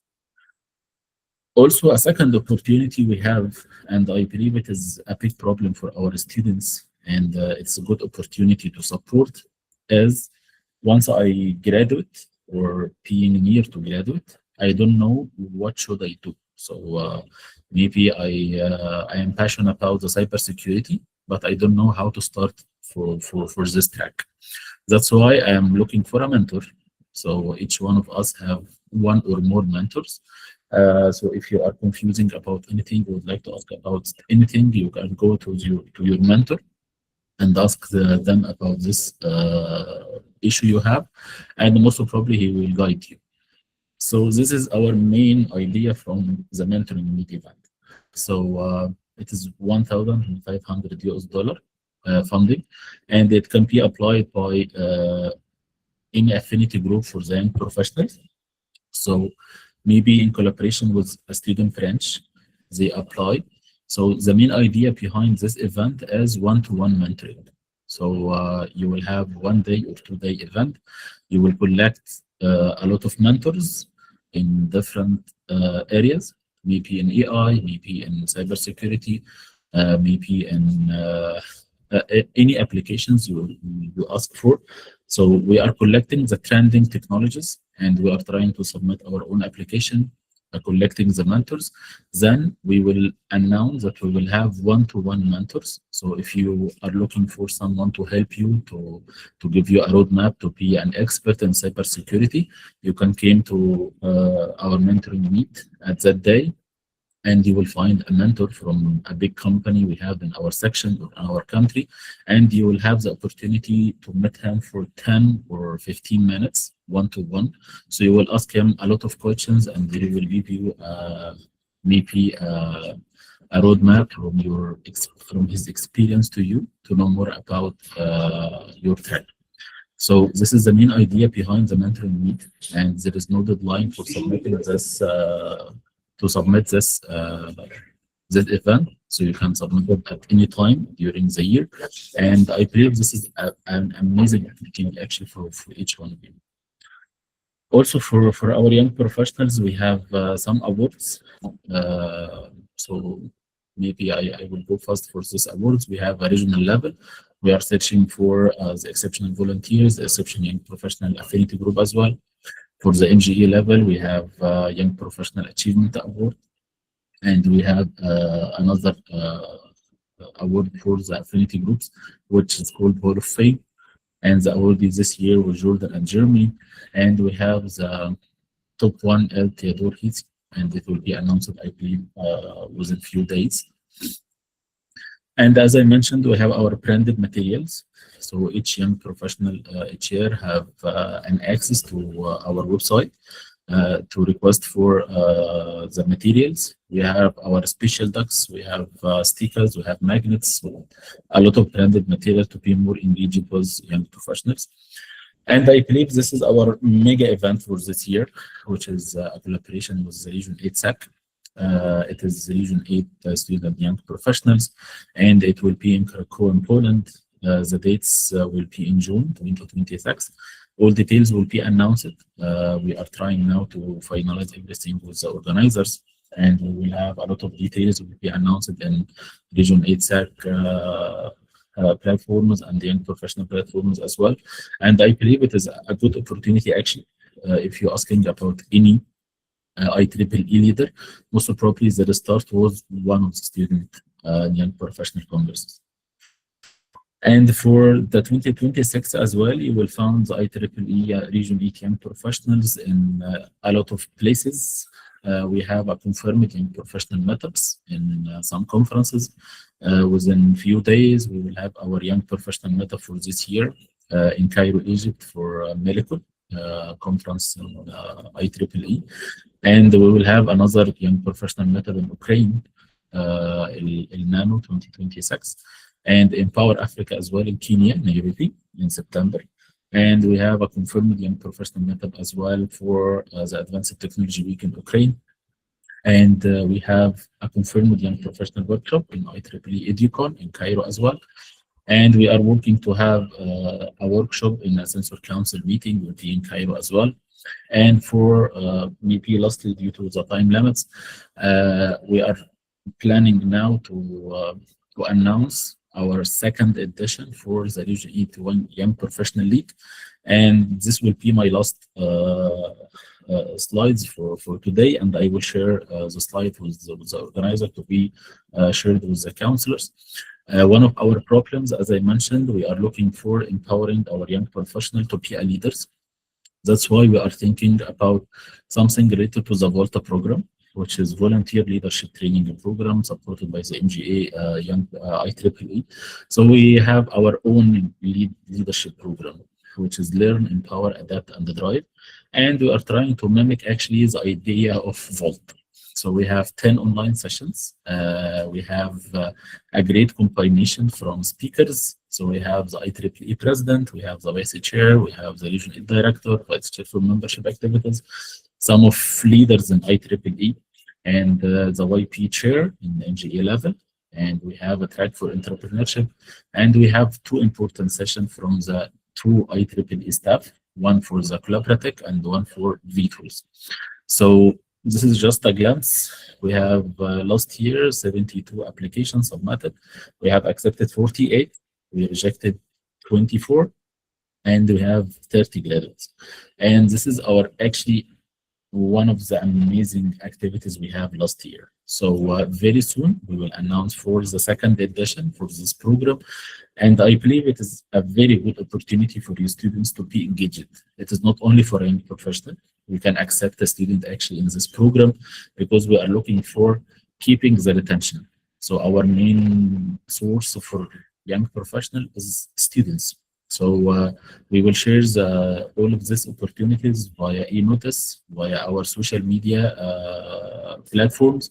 And I believe my last slide here is our platforms. And all of this is just our events for the last year. So this is our email, Facebook, Instagram, LinkedIn. We are very responsive actually for our email. So feel free to send to us any email you would like to ask for. And we're always here to support. And thank you so much for inviting me again. And I believe maybe we have 1 minute if anyone would like to ask me anything. Thank you so much. Thank you. Thank you, Mohammed, for your overview and for respecting the time slot. We still have a couple of minutes if you have questions. Yes, please. Yes, Omar. Dr. Ahmad, good evening, and thank you so much for a wonderful presentation. I know you brushed over the election process a bit. I just want to understand, like, what is the election process? Like, who is responsible? Is it the existing YP members or the section chair? Like, who is in charge of conducting and managing the YP election? Okay, so in a brief, if you are asking about the professional affinity group elections, so the first step is having an election committee, which is formulated by the section. Then it's open a call for the chair, vice chair, secretary, and the treasurer, and the specs for the job description for each officer is already mentioned clearly in the MGA bylaw, and then they are accepting the nomination. The main condition is having an active IEEE membership during the submission, and also being a young professional. So it is not allowed to have a student to be nominated for a young professional. Then you will have announcing the first slate who is accepting to be elected for an officer in a young professional affinity group. Then you will have to open an election. The eligible voter are all IEEE grade except the student members. So from graduate to the fellow member can be voted for the young professional affinity group elections. Then you will count or you will check the votes, and according to the votes, you will have a new elected EXCO. So this is only the steps.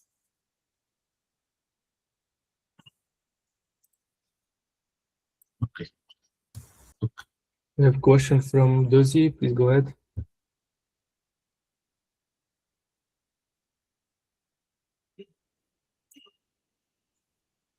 Dozy. You can write it if you have a problem with your mic. Okay, well, Yeah, go ahead. Okay, I'm from Nigeria, Nnamdi Azikiwe University. I'm the branch counselor. Okay, so my question on YP, we have a Southeast subsection in Nigeria. I want to ask, is it possible to have a YP under a subsection, or is it only for the section?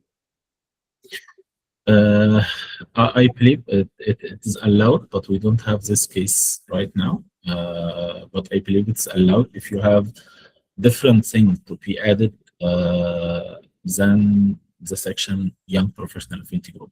But if you have the same people, the same scope, the same objective, so it's not make sense to have two young professional affinity group in one country. And actually we have the same case in South Africa. And by year, only one of this young professional affinity group was most active, and one are not active. And last year it is closed already, dissolved. So South Africa now represented only one. And we have the same case in Saudi Arabia right now. So it's not make sense to have two affinity groups in the same section or section and subsection. But it's allowed. Yes, it's allowed if you convince the IEEE and professional MGA about your request.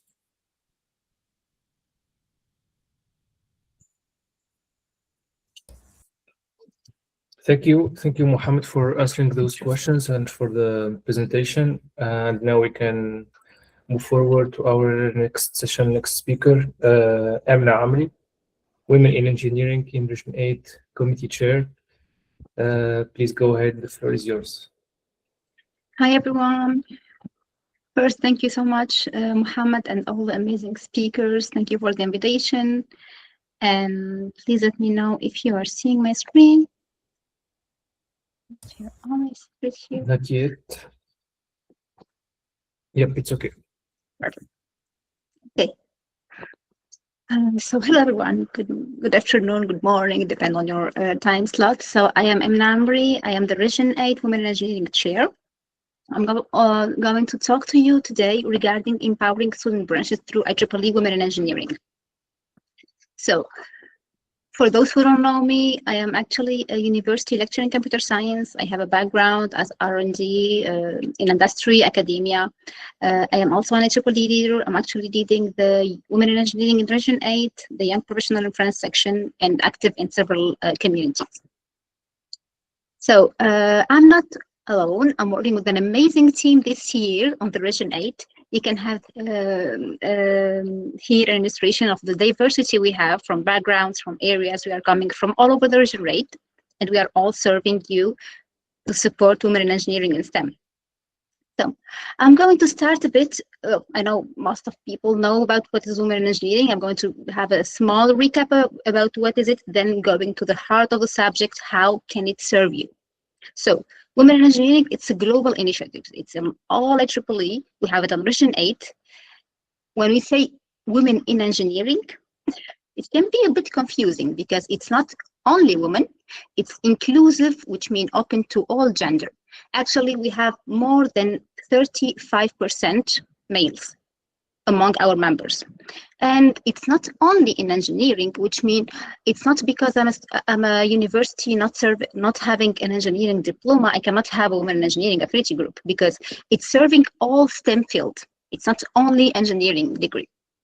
So I wanted to clarify these 2 points, and I wanted to highlight a bit of statistics. Actually, we are more, in Region 8, we are more than 10K members. We have a lot of student branches. We have more than 200 student branches, women in engineering student branches, when I say student branches, which mean women in engineering affinity group within the student branch, which is something YP don't have for now.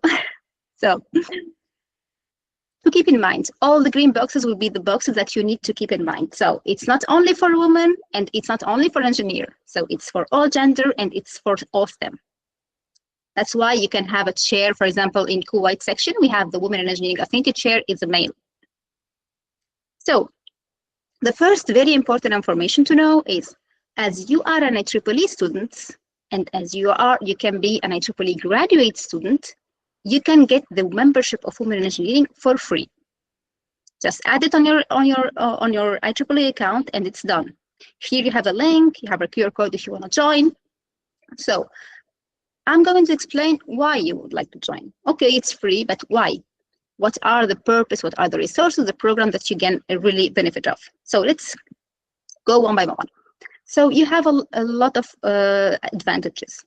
First one, I'm going to talk about student branch advantages, and there is also person level advantages. So you will have a more strong engagement on student branches because you will attract people who want to have inclusivity, people who support women in engineering. You will have more leadership opportunities because you will have a lot of women in engineering programs. You will increase your event activities because there is a lot of women in engineering activities. We can be involved in several local and global events. You will have a better diversity. And when we say better diversity, better innovation. And you will have access to several things, which among them, very important things to highlight here, funds. You will have access to more funds.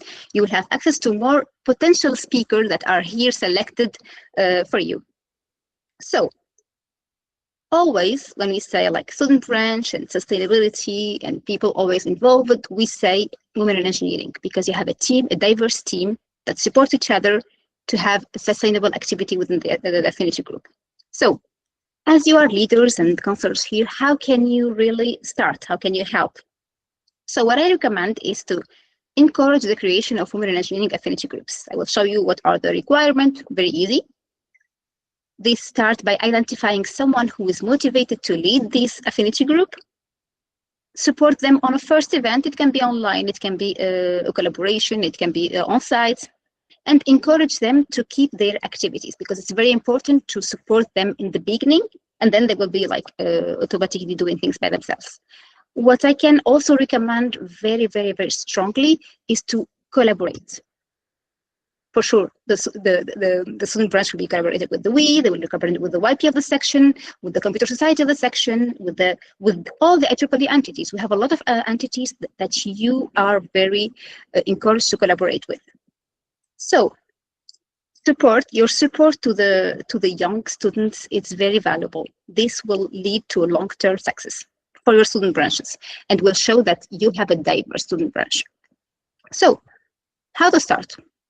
How we are going to create a women in engineering affinity group. It's really not to make it like very easy, but it's the easiest creation I have sold in IEEE. You only need 6 members, like 6 IEEE members.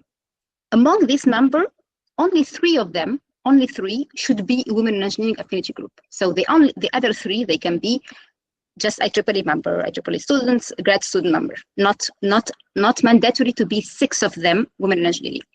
So 6 members, just 3 of them women in engineering, and you will fill out this petition. You have all the links here. The petition is really 4 questions that show that you are really motivated and you know what you're going to do. These 4 questions, you can build them, you can send as a draft, send as, which means to the Region 8 Women in Engineering Affinity Group. We can review it with you, we can guide you how to start, so we are always here to support. So this is only the 2 steps, like collecting the number of person, doing the petition. Then you will get the acceptance, you will get a first fund, we'll talk later on about the fund, and you will start your activity. So start small, get support, unlock resources. So first resources you will unlock. Let's say I'm going to talk about, for example, we have like last year, we have 14 new student branch affinity groups. So once they send the petition, it takes a couple of weeks to get the evaluation. They can get the acceptance. Once it's done, they can apply for what we call a startup funding, which means a small money that can allow you to do your first event. Then let's say all is done, you want to do another event. You have the right to apply once per year to what we call it WE fund. It's up to $400.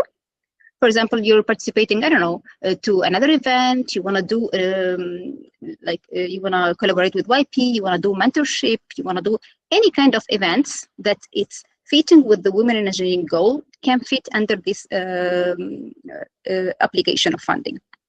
So there is fund. It's quite easy, you just need to start. You have here the link for all the funding that you can apply to. So what can you do through Women in Engineering within your student branch? Because you have already a lot of things to do with the student branches.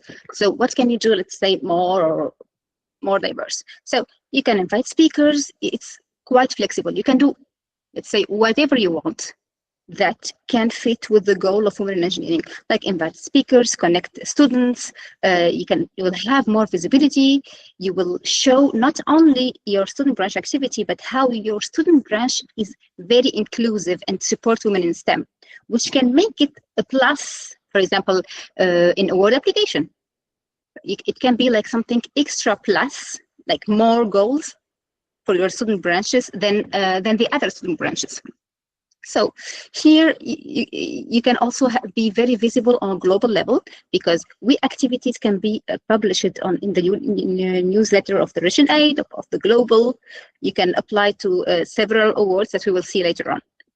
So to keep it short, I'm going to go around all the travel grants, scholarship, and awards very quickly, You have the slides if you want to see all the details. And if you have any question, even after the presentation, please reach out to the team and to me for any question. There is no silly question, don't hesitate.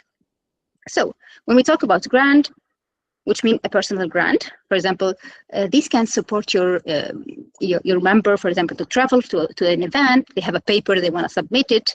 They can ask for travel grant. They can ask for what we call it family care grant, which means if you have, let's say, one of your parents disabled that you need to take care of, or you don't have kids because they are too young, but this is kind of grant that can make life easy for women in engineering members. What we have also, we have a lot of scholarship. Some of them are not applicable for Region 8, others that are applicable. Please go ahead here and get more information. So we have scholarship to go and do studies in US, you have scholarship with money, so you can really find a lot of opportunities. And here I want to say just one thing, please don't hesitate to apply. There's a lot of competition here, but there's a lot of probability that you get it also.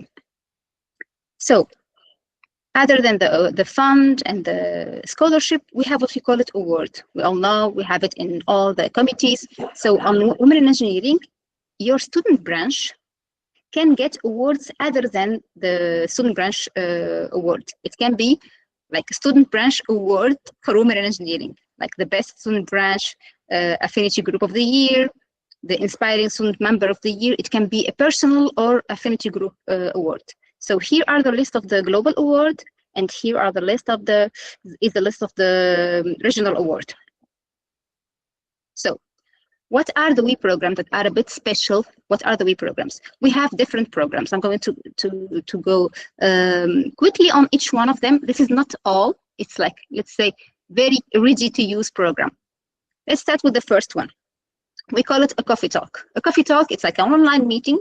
It can be off-site meeting where you invite a speaker, a guest speaker, like someone leading or, I don't know, a researcher, and you're here to discuss with him, with the team, like people, guests, participants, sorry, discussing with a guest informally. That's why we call it like coffee talk. It's more a casual discussion. It's like a mentor with different mentees, let's say. The second one, it's SMART program. SMART program, it's like, let's say, it's a project that a group of people can work on. It's a specific, measurable, achievable, relevant, and time-bound projects. So it's not a one-day or a one-session project. It can be a long-term, up to 1 year maybe. And you can ask for fund for it. It starts with an idea. It grows like a plant till the measurement of the activities. Here, I wanted to highlight one SMART program that was applied last year during Google the Fest event in Lebanon. You can see here some pictures of the events. So these kind of programs that can be in any events. For example, collaboration with any companies. It can be with academia. It's really freestyle programs and projects that are fitting with encouraging women in STEM. So third program is START program. This is the program I really love and I admire a lot. We call it a pre-university outreach, which means, as we all know, we don't have a lot of women in STEM.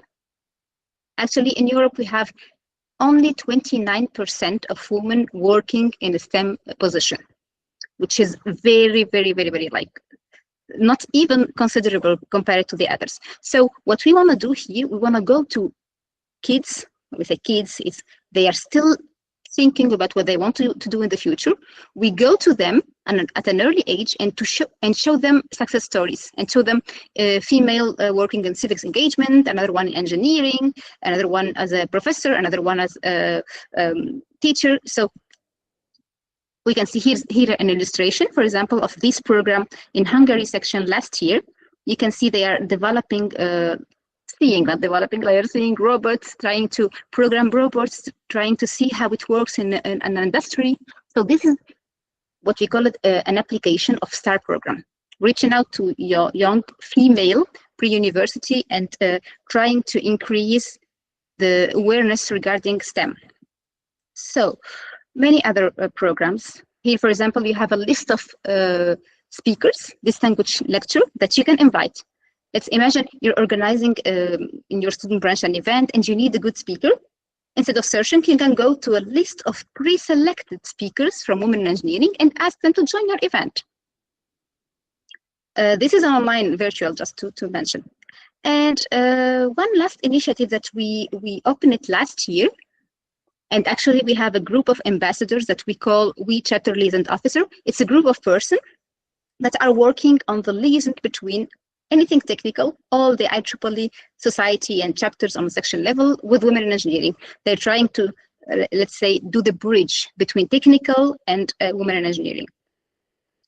Want to highlight here that, as I mentioned, these are our programs, and not only, we have a lot of other programs, but the implementation of Women in Engineering programs, it's freestyle at its fitting within the goals of Women in Engineering. So you can do any kind of event you want, a challenge, a mentoring session, anything that can fit with the goals of Women in Engineering. So this is a template, not limited to this. And all of these events is like any other IEEE events need to be reported. So we are done with all the, let's say, the programs. I'm going to show you what are our events. Because, for example, previously, Dr. Said was saying we have an SYP. So what are Women in Engineering is doing? So in Women in Engineering, we have two kinds of events. We have the first one, we call it International Leadership Summits, which is like the regional SYP. Different, it can be in the same year, different versions. Last year we had like one in France, I was leading, one in Jordan, one in Poland, and one in UK and Ireland. You can see here the picture of the main group, picture of the event. So these are events where people meet together. You can see in the pictures here, there is not only female, there is males, there is seniors, there is different categories of people, all united to learn, to grow together. During the event, you will have almost same thing as SYP and as all the conferences and events, different kind of sessions, panel discussions, keynotes, posters. It's a diverse event that can be up to 3 days or more. So I invite you to have a look about these events. Here you can have all the website and the program to have an idea about it. And I want to invite you to the next ILSs are going to happen this year. We'll have 2 of them, one in Ghana and one in Tunisia. We'll be sharing soon the dates. So the second, which is the biggest event, let's say, we have what we call it International Leadership Conference. This event, it's the equivalent of Region 8 SYP, but it's happening on a global level. So it's like ILS for all the women in engineering in all the 10 regions. Usually it happens in US, but we are so lucky because this year it's going to happen in Poland during the summer. So we'll like to invite all of you to join and to follow up this event. So you will have in this event all worldwide IEEE Women in Engineering, and not only because we're collaborating with everyone, you will have a lot of other entities. So I think I'm coming to my last slide almost. I want to call you to action. I want to call you to identify potential women in engineering student leaders, to encourage them, to support them, especially to the first step. Usually always we need a big, small push in the beginning, and then we are like done. So if you need any help, reach out to us. If you want to see more into details, what are our events, what we have done, how many events we have done, what are our membership, I invite you to go and explore our website, where you can find all the summary of our events, for example, last year with all the pictures. And for sure, stay connected. You can find us on professional platforms such as LinkedIn. You can find us on social such as Facebook, Instagram. Reach out to us whenever you need, and open for your questions.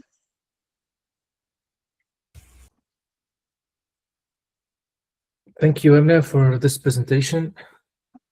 We still have a few minutes for your questions. If you have, please go ahead.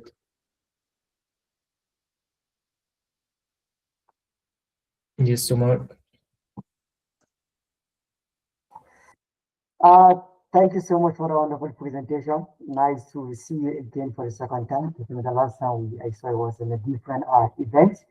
So the question is that I applied for the ambassadorship. I got 2 signatures, but then there was no feedback from women in engineering. So I was wondering.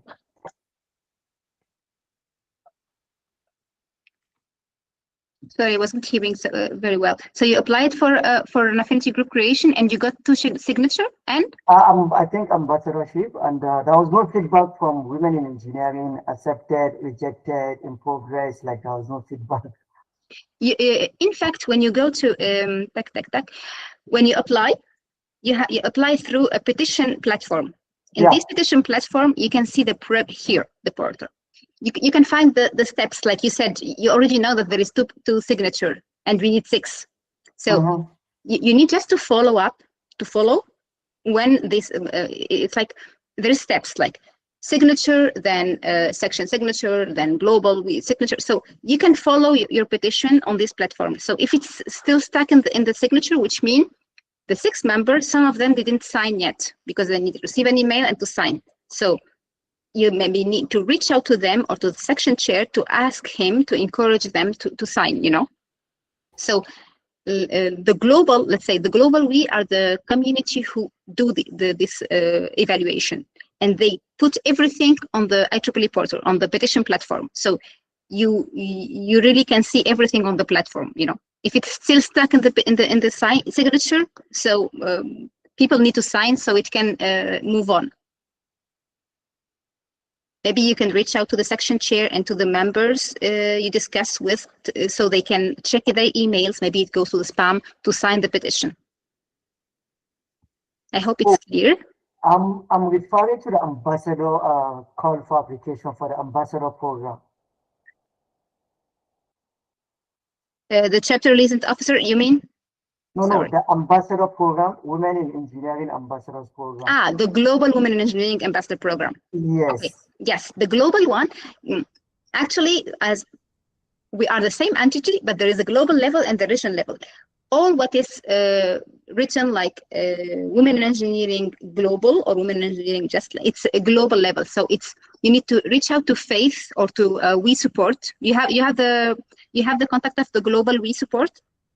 You can find it on the Women in Engineering website. You just send them an email asking them, because they are the one who is working on the global ambassadors. We are working on the Region 8 ambassadors.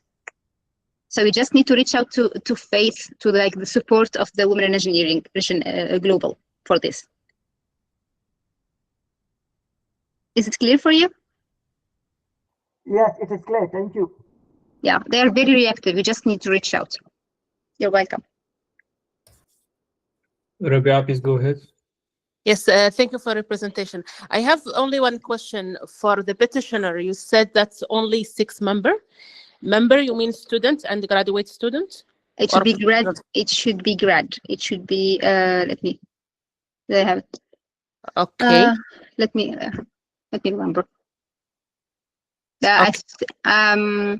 I'm not sure of the answer, honestly, but you can find this on the on the form. I think some of them need to be grad. It cannot be only all students. Okay, because on the IEEE website, 6 of them should be IEEE member, resident student or graduate student. But they said also that the 6 of them should all of them be members of Women in Engineering. No, only 3 of them are members. Okay. Well, okay. So you can reach out to the email if you have the slides. Yeah, exactly. Here. Exactly this one. Like 3 of the required petition need to be Women in Engineering. It's only 3 of them, not the 6. And if you have any, let's say after the meeting, if you have any other question or things that are not clear, reach out to me personally or to by emails here. Okay, just one question also. They need advisor, like faculty member, right? No, so as it's linked to here we are talking about student Women in Engineering affinity groups or section Women in Engineering affinity groups. Student affinity. You don't need, because it's linked to the student branch. So the big team is already established. It's the student branch, and within the student branch, you will do this like Women in Engineering team, let's say. Okay, so you don't need it. It's the same. Sorry, it's the same advisor. Yeah. Okay. Thank you so much. You're welcome.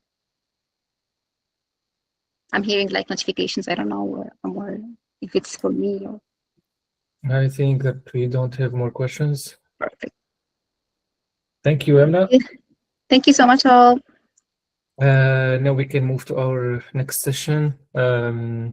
with Samar Diu, the IEEE Region 8 Humanitarian Technology Activities Committee Chair. Please, Samar, go ahead.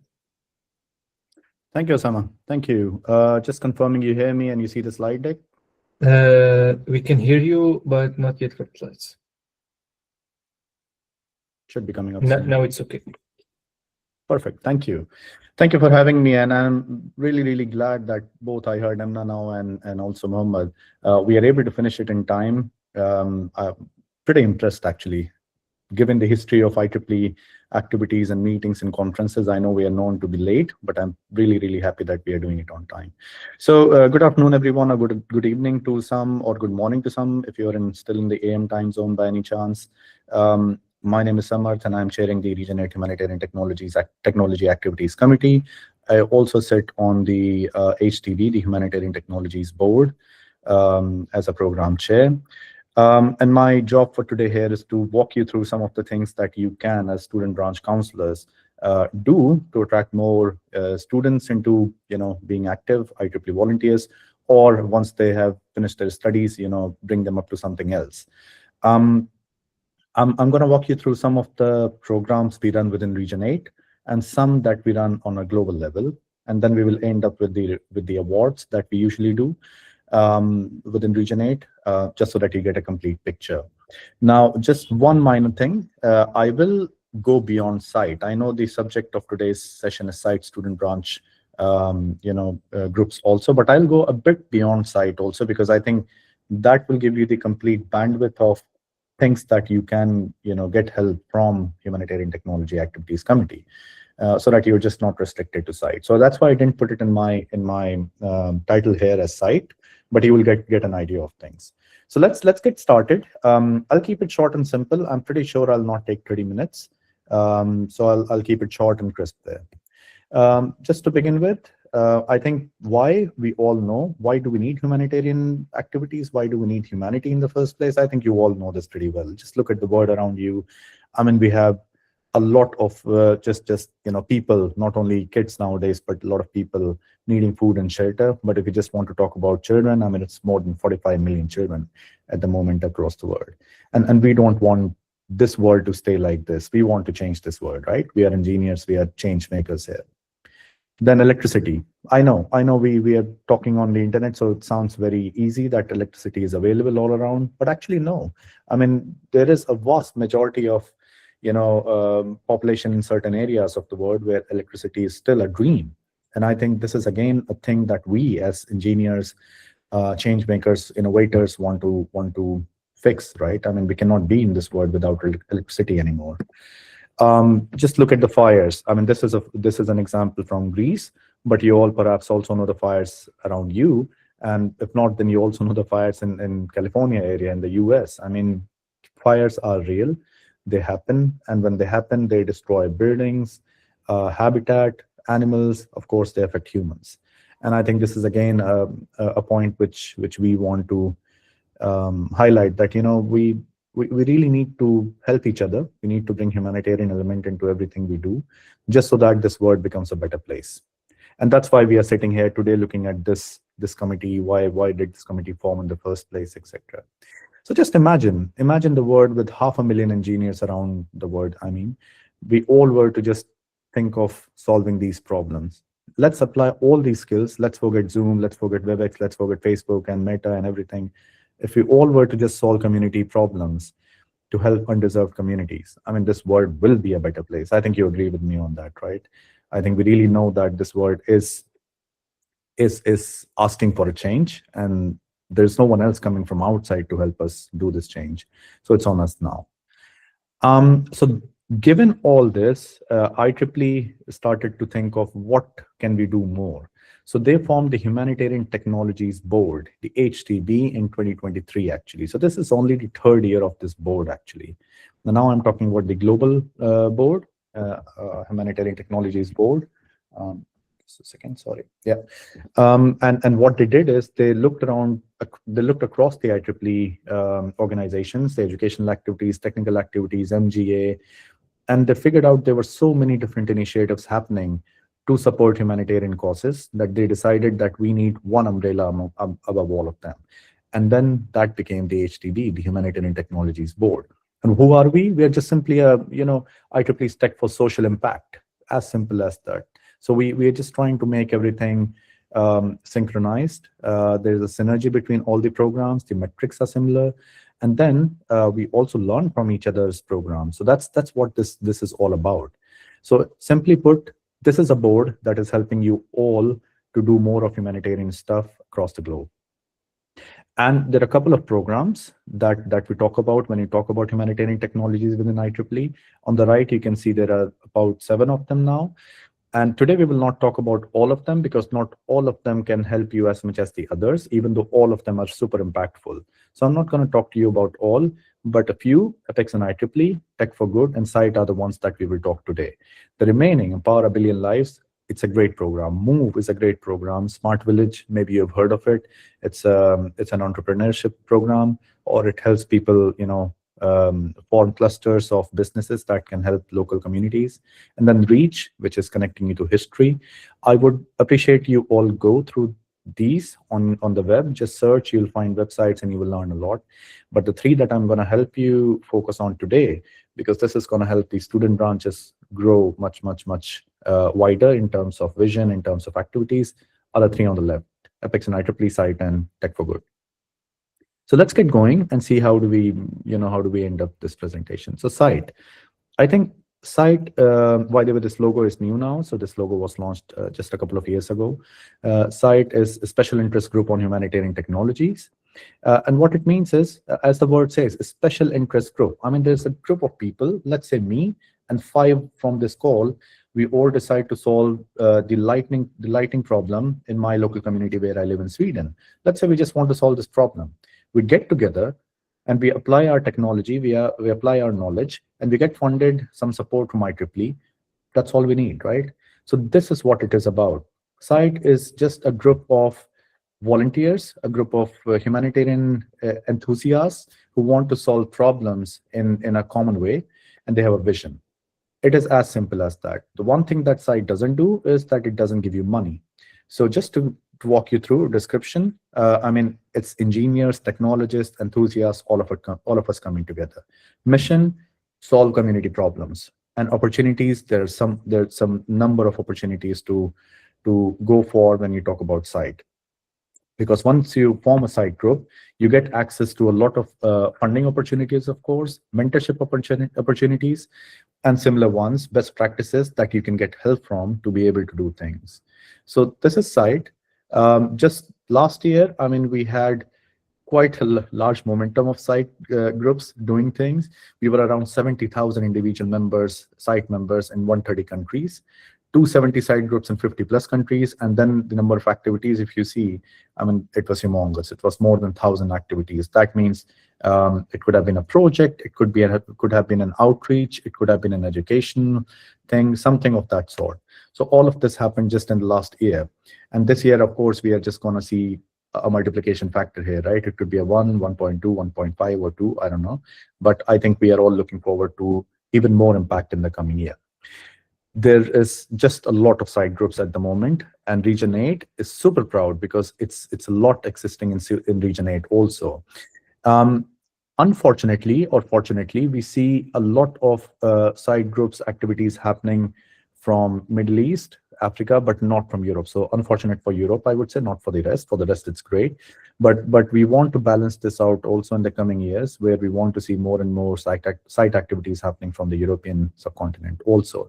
But Africa as a subcontinent, and then Middle East, I think it's doing great. And the number of projects we get year to year is also amazing. So I'm super proud of all the work that we are doing today from Region 8. Now, the benefits of SITE group: if you form a SITE group, not only student branch but a normal SITE group, first of all, membership is free, so you form it for free.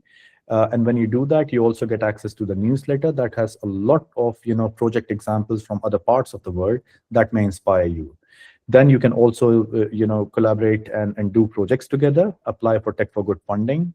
You can even apply for sponsorship. I'll talk to you about these now in a very quick minute. But just saying that once you form a SITE group, you actually get access to a number of resources that you would not have otherwise. So that's why my suggestion is, if you want to start humanitarian, you want to start small, form a side group, and that ways you can also, get access to a number of things. We from Region 8, we also provide leadership support, mentorship support to the new side groups and existing side groups if they want to be able to succeed in everything they do. Now, coming to site student branches. So what happens site student branches? So site student branches require a minimum of 12 students and 1 professional member. And then you can apply for the same thing. Projects and activities, formation and structure is similar to the site group. You just submit a petition and it's formed. You do need a branch counselor signature and support in this. And then, of course, you have networking and support. You get seed funding, $200 per year from HTB. And then we from Region 8 also give you $300. So $500 per year is a given amount to you if you do a certain number of activities every year. You just have to submit reports and you get $500 to do activities.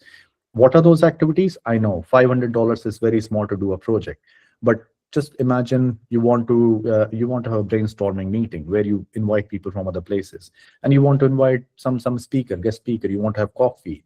At least that can be covered with this $500. So don't shy away. I would say apply. And then we also have Region 8 awards. So we have 2 awards. One is the Region 8 Site Group Award, and one is the Region 8 Student Branch Group Award. And I think these both are also just showing how much work is Region 8 doing at the moment in both student branches and outside of student branches. So that's site in general. Nothing complicated. I would say this is the simplest of the HTB program. Like-minded people coming together, doing something together. That's how it is. And we are happy to help you here from Region 8 to be successful. So if you have a site group and you do not know what to do and what's happening, reach out to us and we can help you perhaps in building a stronger site group, I would say. All right. This I already covered. In fact, I said $200 calendar year you get every year, and then $300 you can get from us. And just to show you what we did last year, 2025 now, we had five site groups in 2025 that got this $300 from us. And you can see this, we usually post on our social media, but you can see it's a simple thing. You just have to submit reports on vTools, and there's a self-assessment reporting that you also need to submit. Super simple, you get $300. So I would say if you haven't done this yet, try in the coming year and you will be successful in this. All right, let's move on to the next program, because I think site is, as I said, site you can get $500 maximum to do things, but $500 is not enough to do projects. And also, I mean, site is more for bringing people together. It's not to solve huge technological problems within the site group. So then you need funding from some other program, and Tech for Good is one of those programs which can give you funding to do large, solve large problems. And hence I always connect site with Tech for Good, because this is the place where you go for when you want to apply funding. So description and mission, if you read through, you might feel that you're actually reading similar things as site. The only difference is here we are funding. So it says here very clearly, funding opportunities to support grassroots technological projects. And that's what we do. We fund projects here. So you apply for Tech for Good, you get funded, you apply that, you use that money and apply knowledge, solve a problem. Here in this case, you can see on the left, there's a solar panel being fixed in a center which has no electricity access. So those are the kind of examples you can think of. Now, the good thing is you can apply up to 10,000 per project. It's a lot of money, I would say, for most of the people around the world. $10,000 per project is quite a lot. Timeline, 6 months. You have 6 months to solve a problem. And primary applicant has to be an IEEE member, but the remaining can be non-IEEE members also. So if you want to bring in your friends, your other classmates who are not IEEE member for some reason, perfectly fine. And the only thing you need, or a couple of things you need maybe, is one, that you connect your problem to a UN SDG, the 17 SDGs that we have. Not a hard thing. So you're actually solving problems of the world and not some XYZ problem. So you always connect your problem with an SDG. You partner with a community. It could be an NGO, NPO, and then you always think of, how can you use the money in the best way? I think that's the only requirement we have. So I would say also this is not a hard program, but the evaluation of this is done in a bit different way. You do a phase 1 where you submit a letter of intent, and then if the letter of intent is accepted, then you submit a full proposal. And I think it works pretty well. So I would say, since you're a student branch counselors, I assume here, and others, I mean, if your students have an idea, they are doing some solar panel thing, they're doing some water related thing, water purification, air purification, firefighting, think of anything else that is related to the SDGs. I mean, just apply for funding here.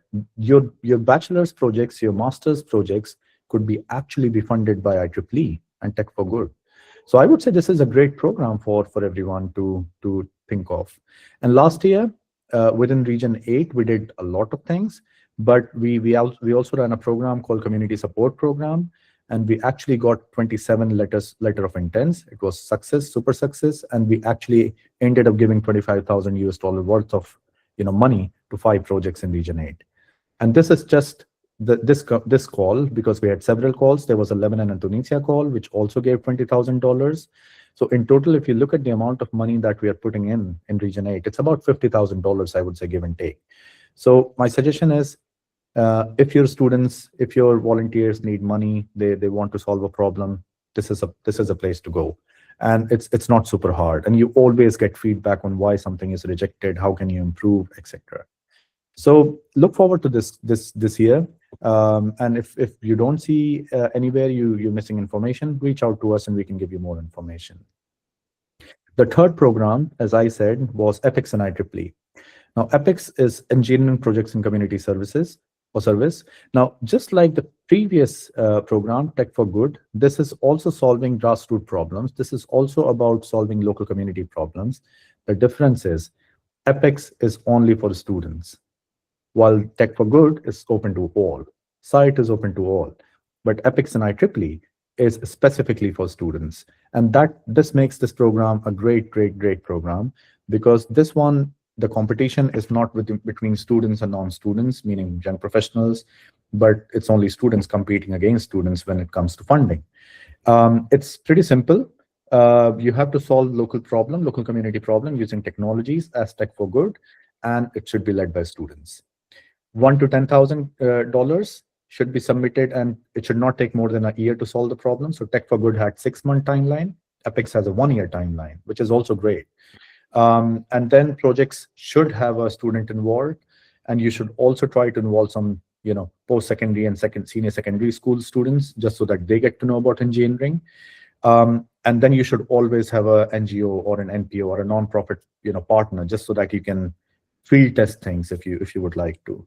And then everything else is almost the same as the other programs. You should not use the funds for travel, phones, and this and that, but a little bit of here and there is okay, but not a lot.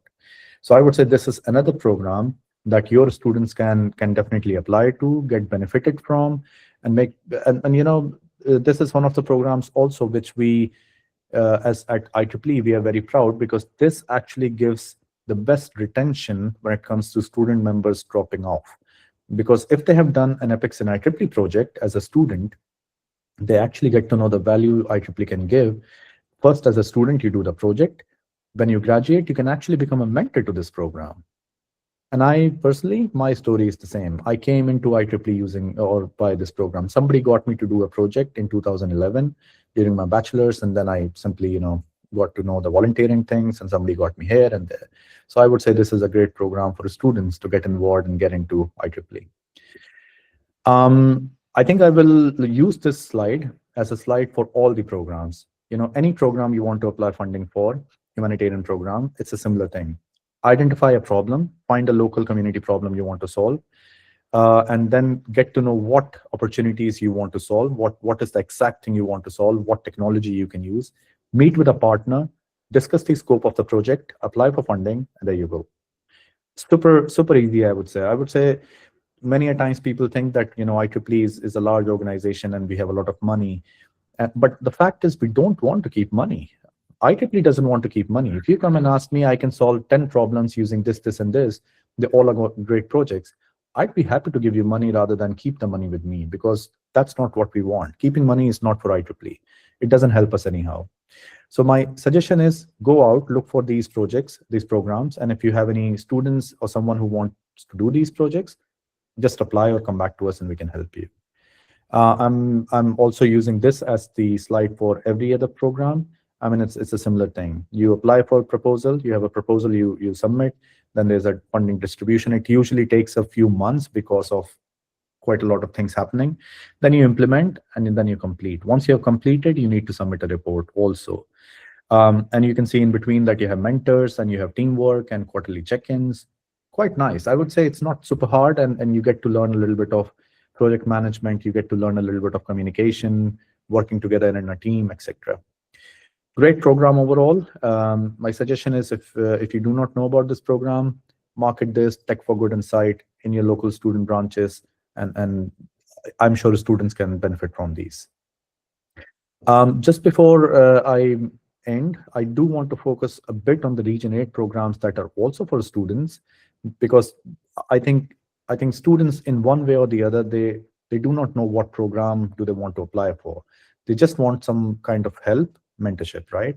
So I just want to show you here, Humanitarian Student Ambassadors Program. I think this is one of the programs that is very, very successful within Region 8 now. Last year we ran it and we had 54 ambassadors. And what we do here is that we have basically tasks. So people, when they apply, students, when they apply, they are given tasks. And for each task, they receive a badge. At the end of it, the 3 top winners get to actually travel to a Region 8 conference. And that's a great thing, right? I mean, you get travel funded. So we don't give monetary money. We don't give any cash, but we actually bring them to a conference. It could be a Region 8 SIP or it could be something else. And then we actually, let them learn about IEEE and do great things. And in that, they become great volunteers. So it's also very, very nice program, I would say.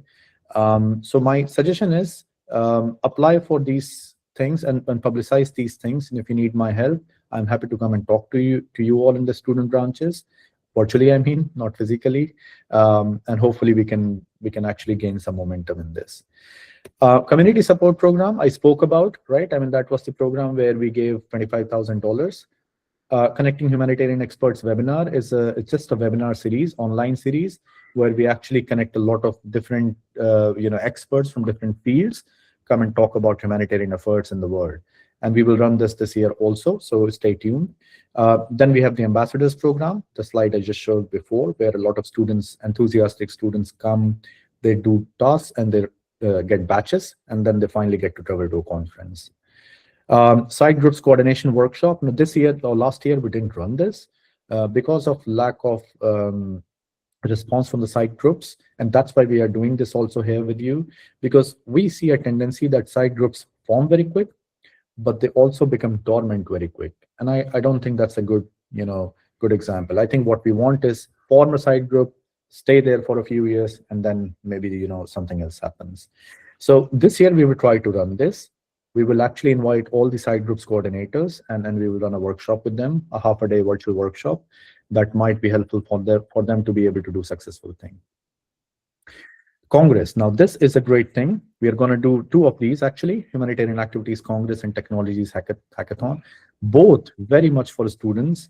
Again, the good thing is if you are a side group coordinator, you get invited to, or a side chair, I should say. Then you get invited to the Congress, you get to travel there, and then we meet together and we talk about different things that we can do. Hackathon is for students, of course. We do in 2 phases. First is virtual, where students come up with ideas, and then second round is in person at the SIP in Krakow later. And there we will again give awards to people. It's a money amount. We give $300, $400 to recognize the efforts of these volunteers. Accelerator program I already spoke about.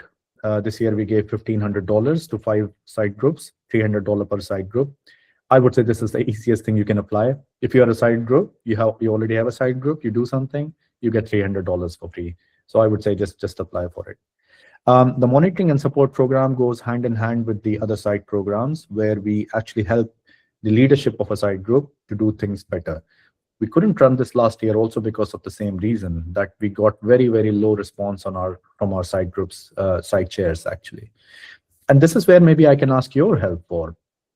If you know a side group, if you have a side group around you, make sure it's not dormant. Make sure the chair is reported rightly so that we reach out to them and they respond to us. And if they need any help from us, we are here to help you. And now I'm going to talk about one last program which we are launching this year.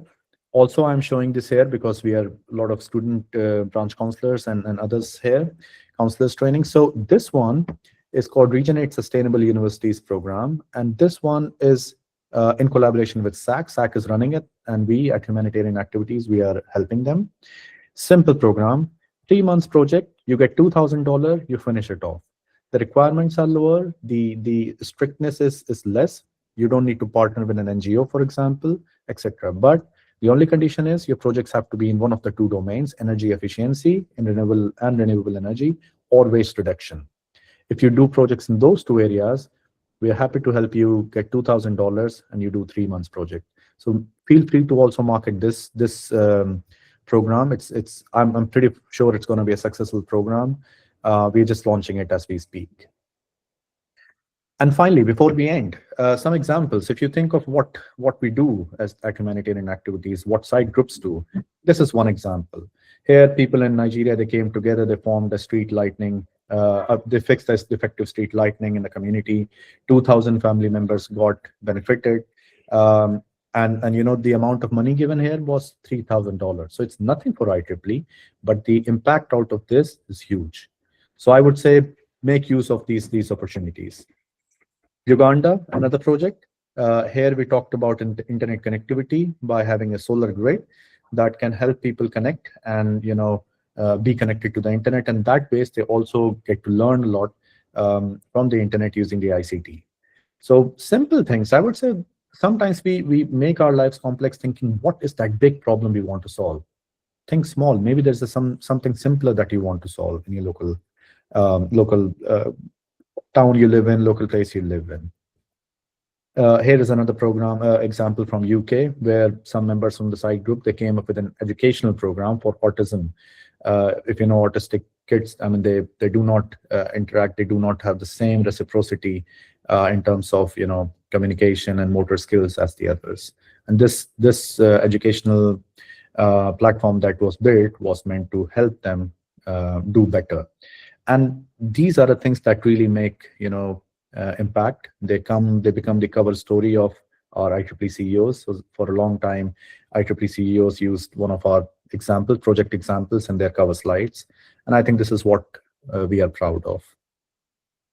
So with that, I am ending. This is my committee for this year. I didn't have pictures because I didn't have the latest picture from the new members. But as you can see, the countries, you're more than welcome to reach out to any one of us, but you can also reach out to me, and we are happy to help you with anything you need to be able to become successful in your student branches, in your side groups, in your T4G projects, in EPICS and IEEE projects.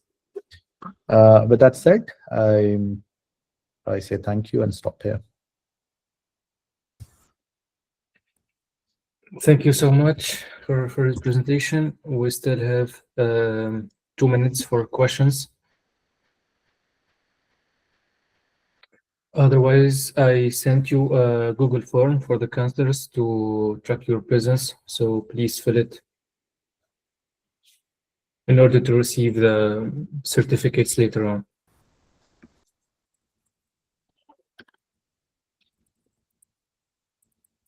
If we don't have questions, we can move to our last part. So thank you again, Tamat. Thank you. And the last part is a quiz. So I will give the floor to Matteo to moderate this part. Okay, thank you. So let me, for a moment, give you the Mentimeter link and code to access while I will share my screen. Just a moment so that I start the presentation. Okay. So I'm sharing. Okay.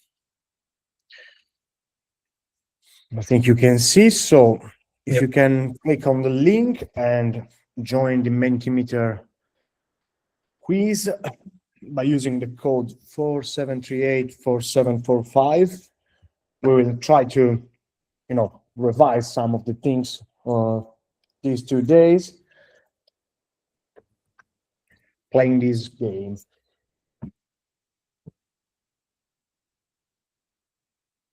So I see 3 participants that are active, so we need to wait for somebody to connect.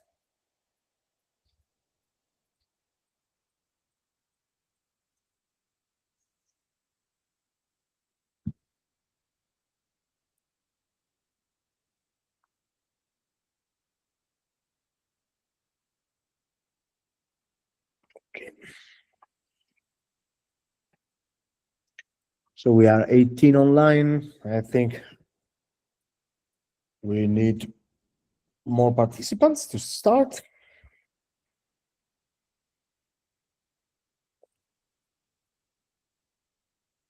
Let's see, 5 online.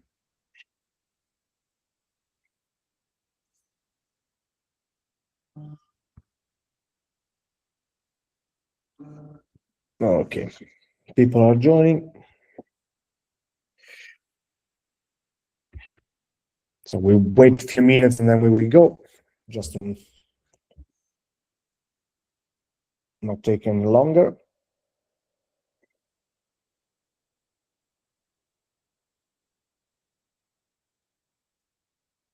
If you have a problem with joining the Mentimeter quiz, please let us know by writing in the chat.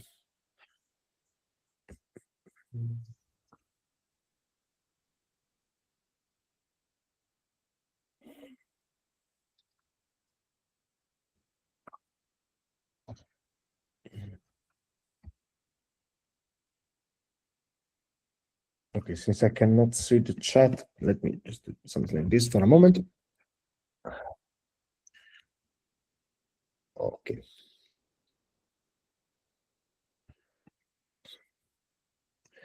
So if you have troubles, let me know. Meanwhile, I share again my screen. We have 5 people online, so I think we can start. Okay, so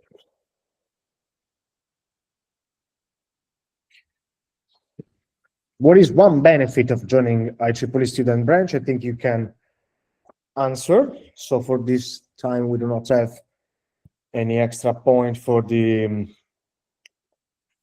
fastest reply. Let me just move this away. So yeah,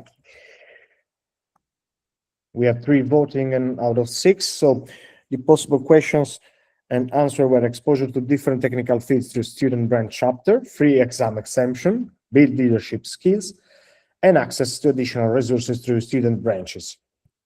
So the benefits are, of course, the exposure to different technical fields through student branch chapters, but also the access to additional resources through student branches. So let me show you the correct answers, and also building leadership skills, which is something we discussed today. Okay, that's good. I think now you are maybe aligning with the time. So next question, second one. In the MGA, member and geographical activity structure, which organizational unit directly connects student branches to larger IEEE framework? Region, section, divisions, or technical activity boards?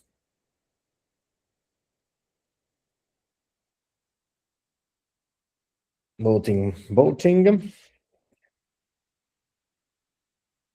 2 more people to wait for. We have 1 more participant. Okay. Right. Let's show the correct answer. Yes, it is the section. As we told you in different points of the presentation, is the section that is your main organizational unit connected to your student branch. Something you act as a liaison and you must refer to. Okay. So time for the next question. When is the annual report due? January 1st, February 1st, March 1st, December 13th.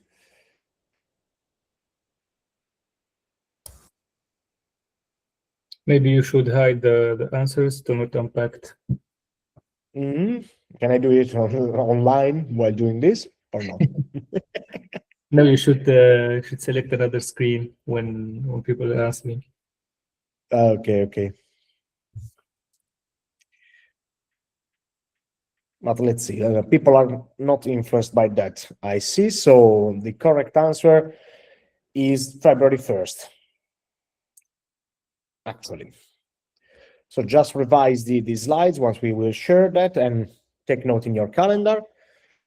So next slide, which of the following can be considered as a valid source for funding of student branches? The annual rebate from IEEE, tax exemption from local authorities as part of IEEE, additional funding opportunities, and industry sponsorship. Let's see how these social experiments work when people are answering. We will see. Okay, 6 out of 8. One more participant. Cool. Maybe somebody was having lunch. Okay. More votes. Yeah.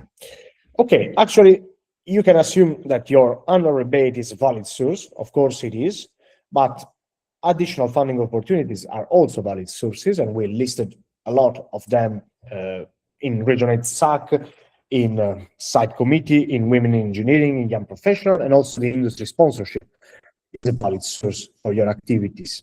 Okay. So next question. How much is the base for the annual rebate for a student branch with 60 members? $50, $100, $150, or $200?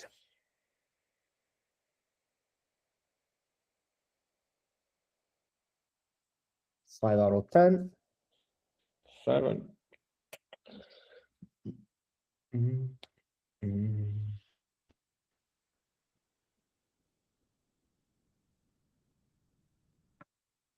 Okay, almost everybody voted. All right, yeah. Okay. Actually, it's 100. So below this threshold value of the number of members, you can get $50. Once you are above this threshold, you can get $100. So, next question. Which actions help increasing student branch visibility? Using social media and the notice through the tools, or maintaining a professional website, avoiding reporting requirements, promoting events and achievements.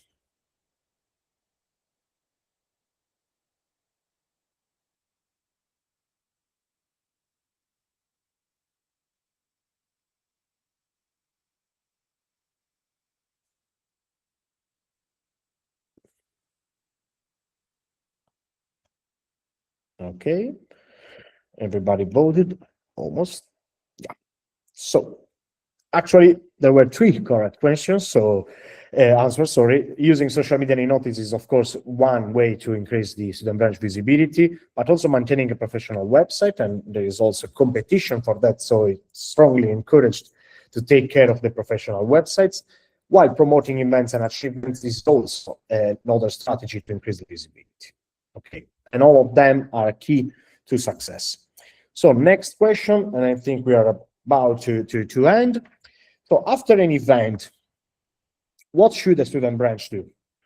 Prepare a blog or an article about the event, ask participants if they took any photos to share, destroy the event material, collect feedback from participants.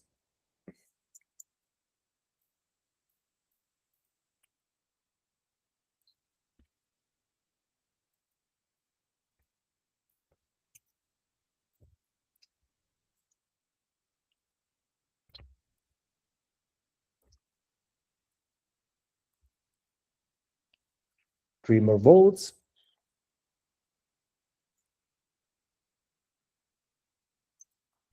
Maybe somebody's undecided.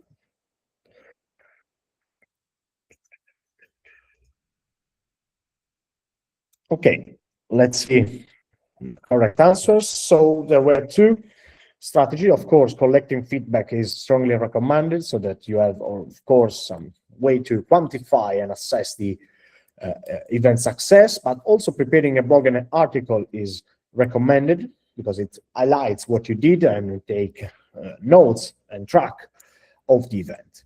So next question, what is the main purpose of IEEE tools? To provide free technical training courses, to manage university exam, to automate and simplify administrative tasks for volunteers, or to replace student branch officers.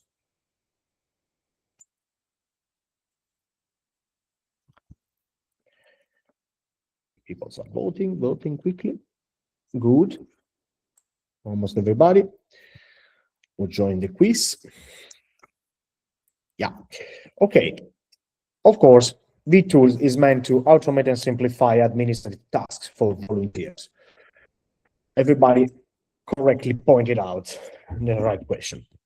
Answer, sorry. Now, which tools are included in vTools? Elections, event reporting, sending in notices, or the website hosting.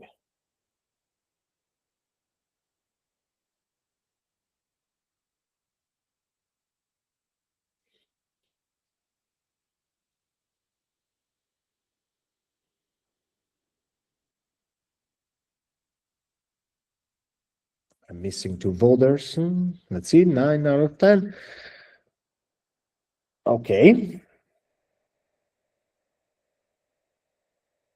Last call for the vote, or I will show the correct answer.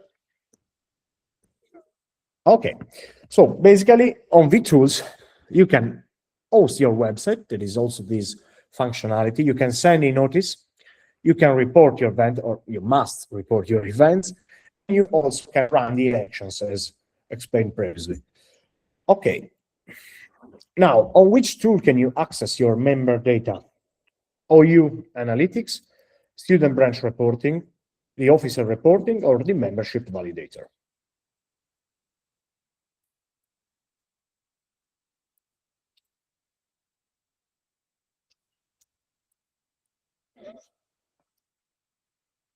Two voters away from the total.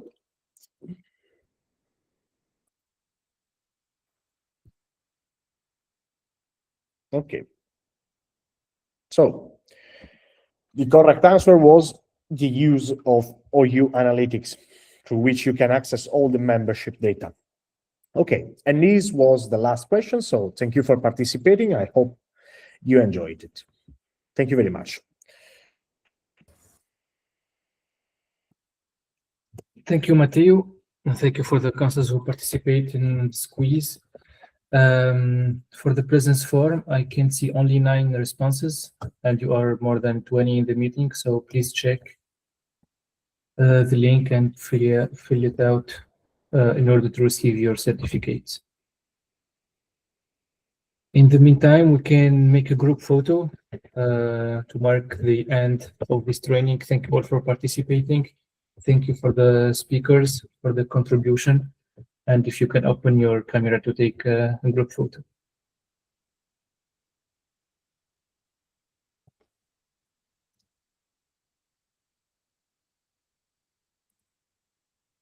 Ready?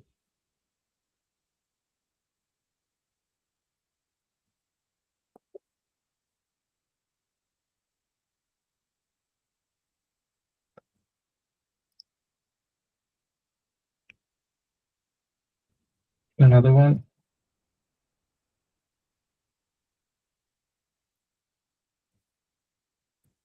Perfect. So thank you again. If you, Thank you so much all for the invitation, and hope to see you in other events. Yeah. Thank you so much, Matteo and Usama, for the amazing organization. Thank you. Great to see you, Vera, and everyone. Thank you so much. Thank you, everyone, for Thank you attending. too. Thank you. It was a great councillors training. Thank you for all our speakers for your time and contribution. And if you need any help, don't hesitate to reach out to us, and talk to you soon. Bye-bye. Bye-bye. Bye. Thank you, everyone. Bye-bye.